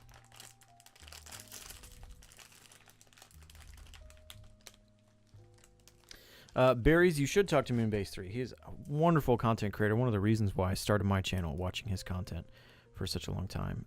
He is a wonderful source of knowledge when it comes to IDW. I read through all of IDW twice now, but even I cannot remember as much as he can. You can ask him about any comic and from that continuity, and he can just immediately tell you if it's worth reading or not. Any characters you think should appear more often? Or anyone you think is underutilized? I think there's so many characters that you can pick from, and so it's definitely hard to pick one that I think is not utilized. I'm glad that Cliffjumper is getting more utilized lately. It's not that he hasn't been utilized, but he just pretty much always dies. So I am glad that Skybound is giving him his time to shine.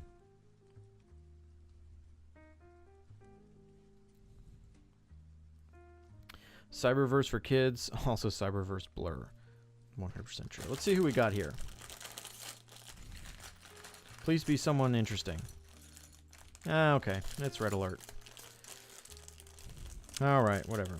Just like in the mainline series of Transformers, you do have a couple of, I hate to say recolors, but characters who are very similar. Obviously, Red Alert and Sideswipe use pretty much the exact same molded parts, just in different colors. But that's fine. I mean, that's been around since the birth of Transformers. I don't have a problem with it. But it does seem like they do less and less of it as the Blokees series goes on. Because Wave 1 had a lot of similar builds, just the same thing building over and over. And it seems like as the series went on, you're getting characters like Tarn, Ultra Magnus, the Dinobots, which are all different. Rather than Series 1, which kind of everybody's built the same way. But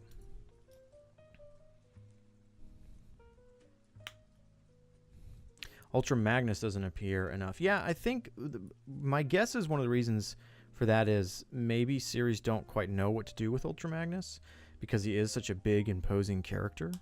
To have him next to Optimus Prime is probably a bit of a challenge to figure out his role. I think Transformers Prime did a great job with the character, though. I think they really did a fantastic job having him have his own, kind of crisis as to where he fits into the greater story and his role towards the rest of the Autobots and how the rest of the Autobots I wouldn't say they don't accept him, but how he doesn't quite fit into that family. Fantastic storyline. I think one of the greatest storylines from Transformers Prime is what they do with Ultra Magnus. It's a concept that's, I wouldn't say it's a concept that's hard to understand, but it's an important concept that they did correctly for the older fans as well as the adult fans to see that story of finding acceptance and kind of fitting into a family. And Optimus's wonderful speech to him that they're not just soldiers in a war or machines in a cog, but they are a family at the end of the day. And that's what's different between them and the Decepticons. So the Decepticons don't have that aspect. They don't have that family aspect. Look at me saying all this. I need to be writing this down for a video. I can go back and watch my own stream for a video. Yeah, there's reasons I haven't done like series videos like, hey, let's recap all of Transformers Prime and talk about it. One is because it'd be a very long video. And two is because Transformers Prime shows like that have been out for such a long time now that I'm not really sure my opinion would add much to the conversation. That's pretty much the main reason why I don't cover IDW, is because there's already so many great videos out there. I don't really think that there's much I could add that would change the game. I think the most important opinions have already been stated. Unless people ask me, hey, you really want to see a video on this topic.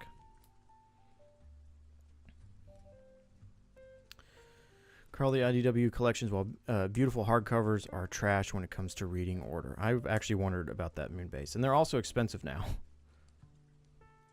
I wonder, Moonbase, if you would agree with me that digital is the way to read IDW at this point, so you can kind of jump around. I actually really like the pieces here for Sideswipe and Red Alert. Very nice. Very streamlined. Very blocky, one would say. If you had to choose 5 Autobots to be the main focus in your story, who would they be? Prime, Ratchet, Bumblebee, Cliffjumper, Bumblebee or Cliffjumper, and I think Prowl. No, we'll go Jazz. That's only 4. We'll do Prowl in there too. Everybody loves to hate Prowl for many different reasons. He deserves it at this point in his life. Who doesn't hate Prowl? All my homies hate Prowl. Let's catch up on some comments here. Carl, yes, the collections of IDW are hard to read. I don't own any. I was able to find one in a store one time years ago, and I was very confused. Does Breakdown actually exist in other media than Transformers Prime? He does, but not in a very large capacity. Really like it when Magnus is bigger than Optimus. I love how he leads his own separate faction, Cybertron Games, which is aligned with the Autobots. Planning on a very long video discussing everything that happened on Cybertron before the Autobot-Decepticon war started, but I don't know if a long video like that is what people want. I think so. I think there's a great... I think there's a lot of context to be held on what happened before the war. This video coming out on this Wednesday doesn't necessarily specifically cover that, but it does talk about a continuity that mainly was focused on pre-Civil War Autobot and Decepticon stuff, before they were the Autobots and Decepticons. Again, that video is not specifically on that, but it does touch base on that. I think Breakdown is in Earthspark. Yeah, I don't know. I've still yet to watch Earthspark. I do need to watch it, though. I'm pretty sure we have a Paramount Plus account. Yeah, we do. Okay. Then I need to utilize it. Skybound, I think, with a piece of Cybertron on Earth now, that's how we get introduced to many characters. I think it's going to... and Moonbase can correct me here. I think that's got a lot to do with the G.I. Joe series, with Cybertron being on Earth now. I do agree with you, Delta. IDW is too expensive to collect now physically. Yes, Moonbase. It's nice to see that... this light is dying, guys. I'm going to turn this off. It's probably getting a little darker. It's nice to see that the Marvel comics are being re-released. I don't really know if the IDW ones will be re-released. That would be a huge effort.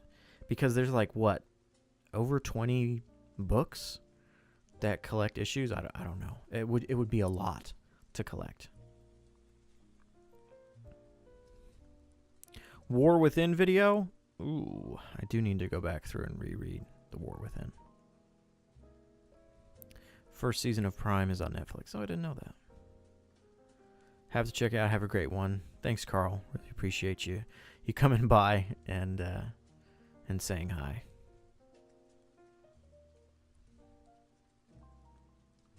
There are some real Transformers nerds here. I could learn from these people. Yeah.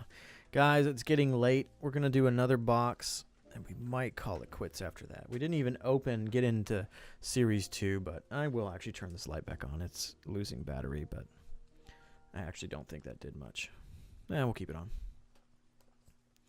Just a little desk light that I need to recharge. Cybertron Chunk on Earth will no doubt be a catalyst in the Joe Cobra conflict. Yes, again, I really need to read that comic series and not just rely on Moonbase 3 to catch me up. But if you're not reading it, then definitely go check out Moonbase 3's videos on that series.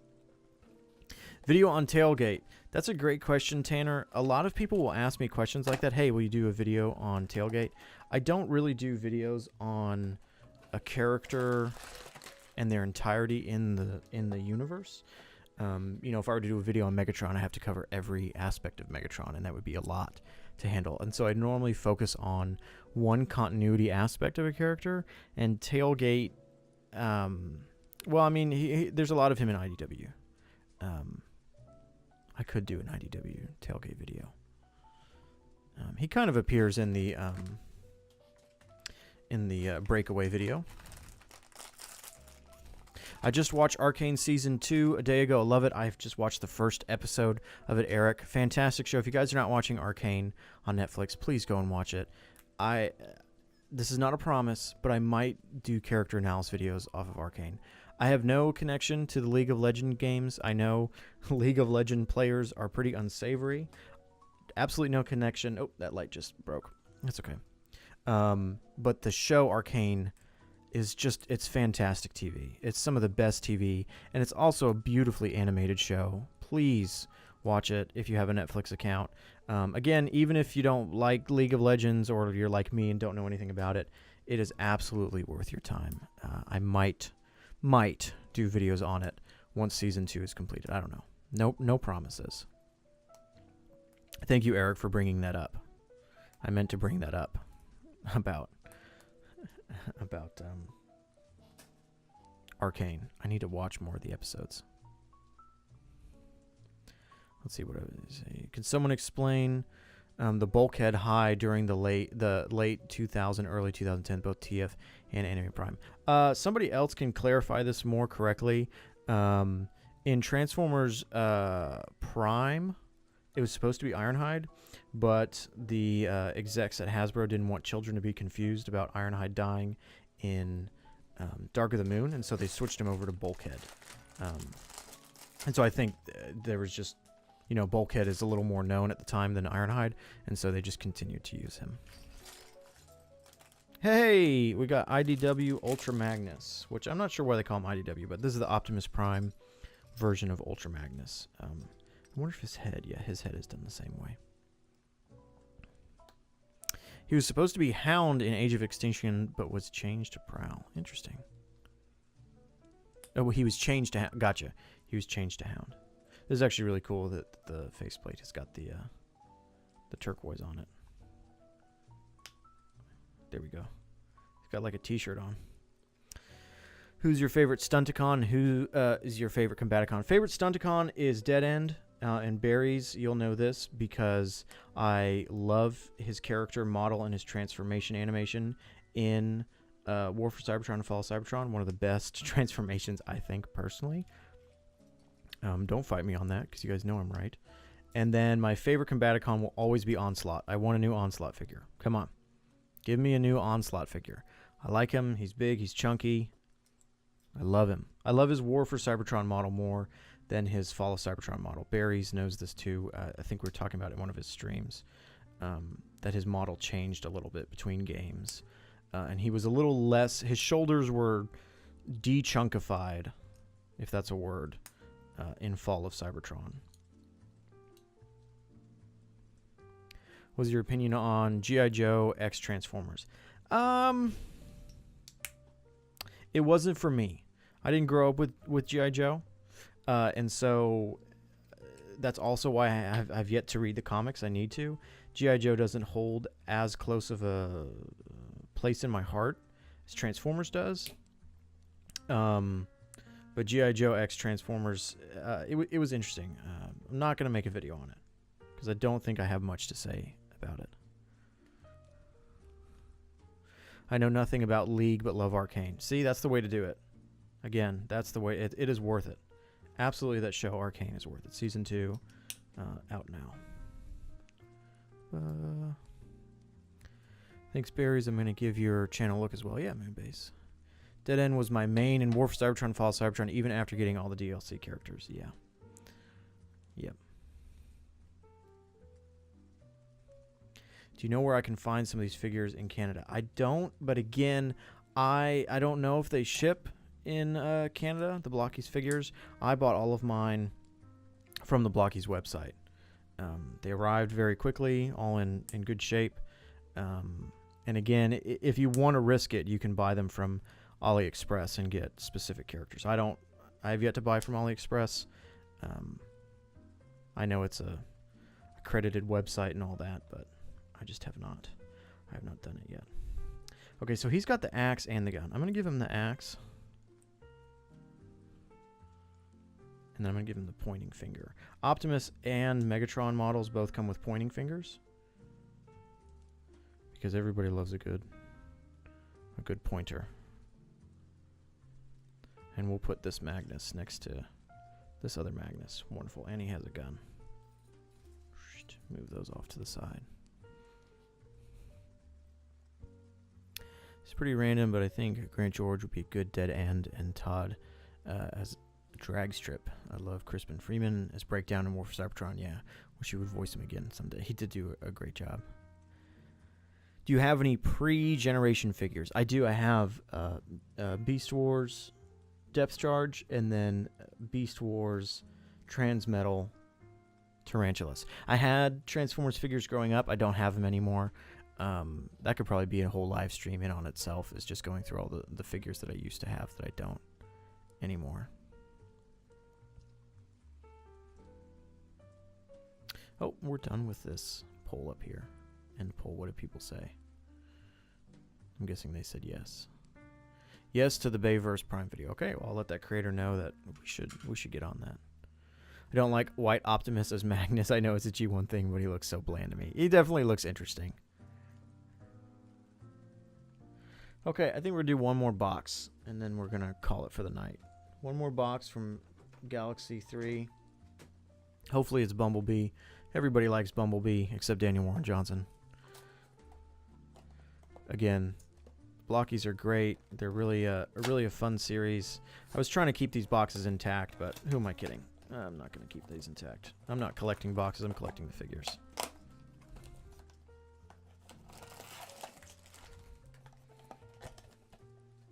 There's a lot of boxes on the floor. Favorite of the original 13 Prime. Someone says Alchemist for me.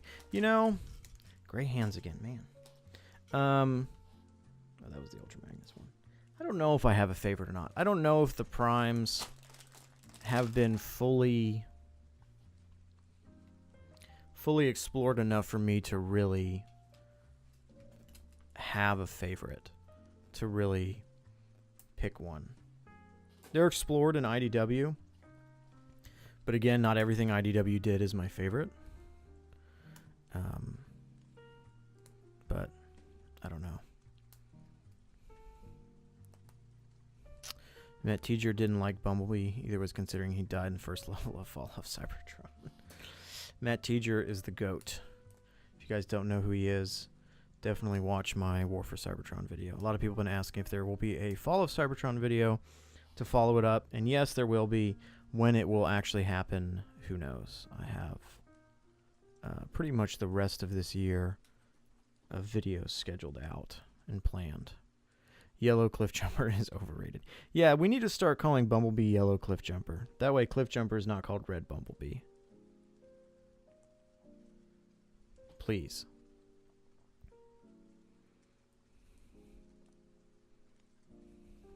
Anniversary covers did Badassatron dirty. Yeah, Skybound keeps reissuing the first issue, and the newest comic cover for the first issue is just Bumblebee laying dead on the ground. Really did him dirty. Swizz Prime was talking about that. They really did him dirty. Hey, speaking of Badassatron, a.k.a. Yellow Cliff Jumper, is Bumblebee. My wife is in the corner saying Badassatron now. Did you find the Badassatron joke funny or annoying? No, I found it funny. You found it funny? Okay, I know some people found the constant use of him saying Badassatron not very funny. I didn't think it was that bad. Again, he said it quite a few times, but it never got to the point where I rolled my eyes and said, please stop. It was just like, okay, this is for the kids. This is for the kids to go home and say to their parents. I'm not sure how many parents want their kids saying Badassatron, though, around it. Whatever, though. You can only say it in the deep voice. You can only say it in the deep voice, she says. That's true. It's a fair assessment. Love that Cliffjumper got mentioned on the scoreboard in TF1. Yeah. There were quite a few characters up on that scoreboard. Make sure I do this correct. Oh man, this is a little scary.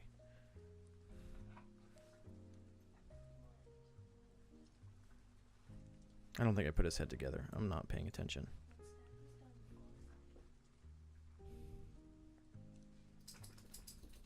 Ooh, this one's hard. Leave the face removed to make it Skybound accurate. Yeah, what do you guys thoughts on potential Skybound figures? I hear a lot of people saying that that Hasbro should do, there we go, Skybound figures, and I kind of wonder, is that necessary, or the Studio Series figures close enough to the Skybound designs that we don't really need Skybound figures? I mean, I would love a Skybound Optimus with, you know, Megatron arm, but build Bumblebee, but don't add the head. We'll pop the head off. That way he's Skybound accurate.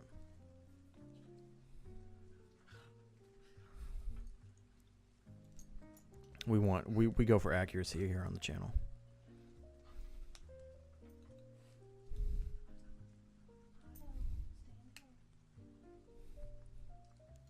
When I mess with my figures, I make Chromia mass murderer.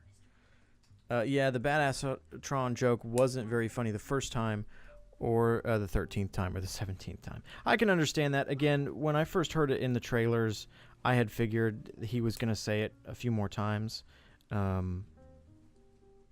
It didn't bug me too much, because I knew that was kind of more for the kids. You know, having a not a bad joke, but a easier to understand joke. The kids aren't going to get the GoBots joke or the you don't have the touch joke.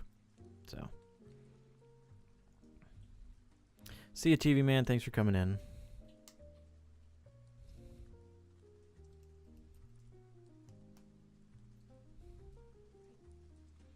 Think they might turn him into Goldbug? That would be interesting if they brought back again. Goldbug, is Goldbug G1? I'm trying to remember if he's technically G1 or not. Daniel Warren Johnson has said many times that his run of the comic series is specifically going to be G1 only, and so he's obviously sticking with G1 concepts and characters. I don't remember if Goldbug is G1 or not. He is G1? Okay, all right, he is. He is G1. You guys know better. We definitely need a Skybound Megatron figure with no arm, no eyes, and transforms into scrap. Yes. Yeah, Daniel Warren Johnson really has a thing for plucking characters' eyes out. He's constantly doing it. I mean, it happens to Starscream, gets his eye plucked out. Bumblebee's head gets, you know, blown in, so we can say he loses an eye. And then Megatron losing his eyes. Again, Daniel Warren Johnson, very violent in his comic series. I think for a good reason. I think it shows off the violence of the Transformers. Yellow Cliffjumper got his own movie. Yeah, why was the Yellow Cliffjumper movie called Bumblebee? Should have been called Yellow Cliffjumper. Oh, this is hilarious. You're probably not going to be able to see this, but he's got a little screen with is that Dan on it? No, that's what's his name? That's hilarious. Spike with G1 Spike Witwicky. G1 Spike Witwicky got a Blokees figure. Wow. Incredible. Put his little feet on here. I do like that the Blokees figure of Cliffjumper is different than this. I like it when Cliff and Bumblebee have a little bit different design. I think that's backwards. Is that backwards? Let's look at the box real quick. Whoa. Let me hit the box, apparently. Oh, well. Gotta find a box. Yes, that's backwards.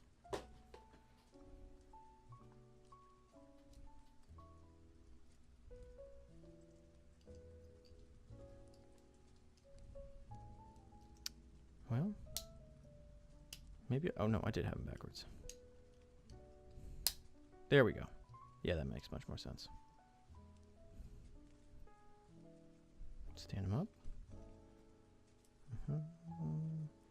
And he's got... Oh, the wheel goes on his back. Gotcha. Are Blokees a good investment for collection? I think so. I think because they're all interchangeable and all kind of in the same design. Yeah, they can't transform. I think we've gone over that topic quite a bit on non-transforming Transformers figures. I don't mind. I still collect the ones that do Transformers, but I think they're very posable and fun. Where's his head? He doesn't have a head. He doesn't need a head because he gets his head blown off in the comics. Can you put his head on real quick? Can I put his head? Okay, all right. My wife doesn't like seeing yellow cliff jumper Ready? without a head. Ready? Yep. Badassatron. There's my wife saying badassatron. Oh, he's got a thumbs up. Oh, hold on a second. That's wonderful. All right, yellow cliff jumper gets to keep his head on, guys, because he's got a thumbs up. That's Oh, I adorable. think that voice was better. I didn't peep for that time. Will you do it into the microphone again? Badassatron. I feel like I'm not doing it well. Badassatron. You need enough saliva in your throat. Oh no. There he is. He's talking For to a Spike. girl, I'm doing it very well. For a girl, you're doing it very well? Wow, okay. That's interesting to say it that way. Plucking his eyes out and rips it. Someone who's been in street fight, people do tend to go for the eyes. Yep. Yellow knockoff cliff jumper with John Cena instead of Little Rock. How would you characterize Dead End if you were ever introduced? The emo car man is one of my favorites. I think Cyberverse actually did him really well. He was very kind of nihilistic. Decepticons need more medics and doctors. Doesn't make sense Decepticons would still be alive for so long without a real medical help. I agree. Oh, and he came with a cube. Another cube for Shockwave. I love his thumbs up. Here, let's get him in a thumbs up pose for you guys.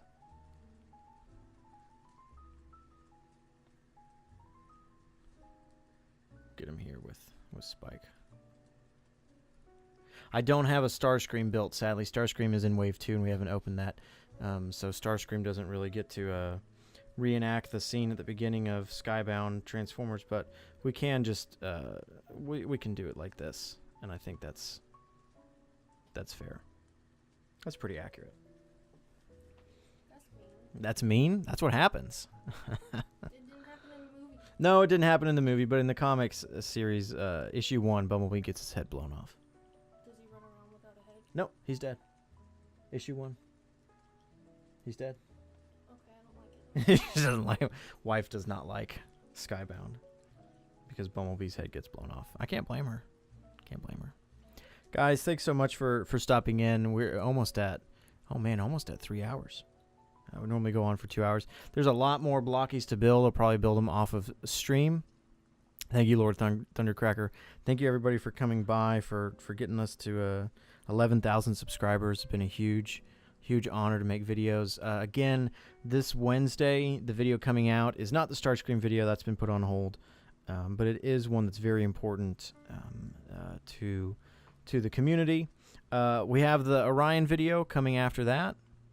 And then we have that Skybound sleep video coming after that. And then December, we're going to do something fun that we're probably going to call Decepticon December. Original idea, I know. Where we're just going to focus on the Decepticons like Tarn. Actually, you know what? Let's have Tarn do the honors here. It's only fair. Wait a second. He's going to miss. He's going to shoot around his head. Doesn't work. Thank you guys so much. Thank you for making good videos, oozing quality. Oh, thanks so much. All right, guys. We're going to let the jazz play for a little bit. And I'll see you guys on Wednesday for that video. And I don't know if we'll do a stream in December. I'm pretty busy in December, but we'll see. We'll see how many subscribers we can get to there. Thanks, guys, again for stopping by.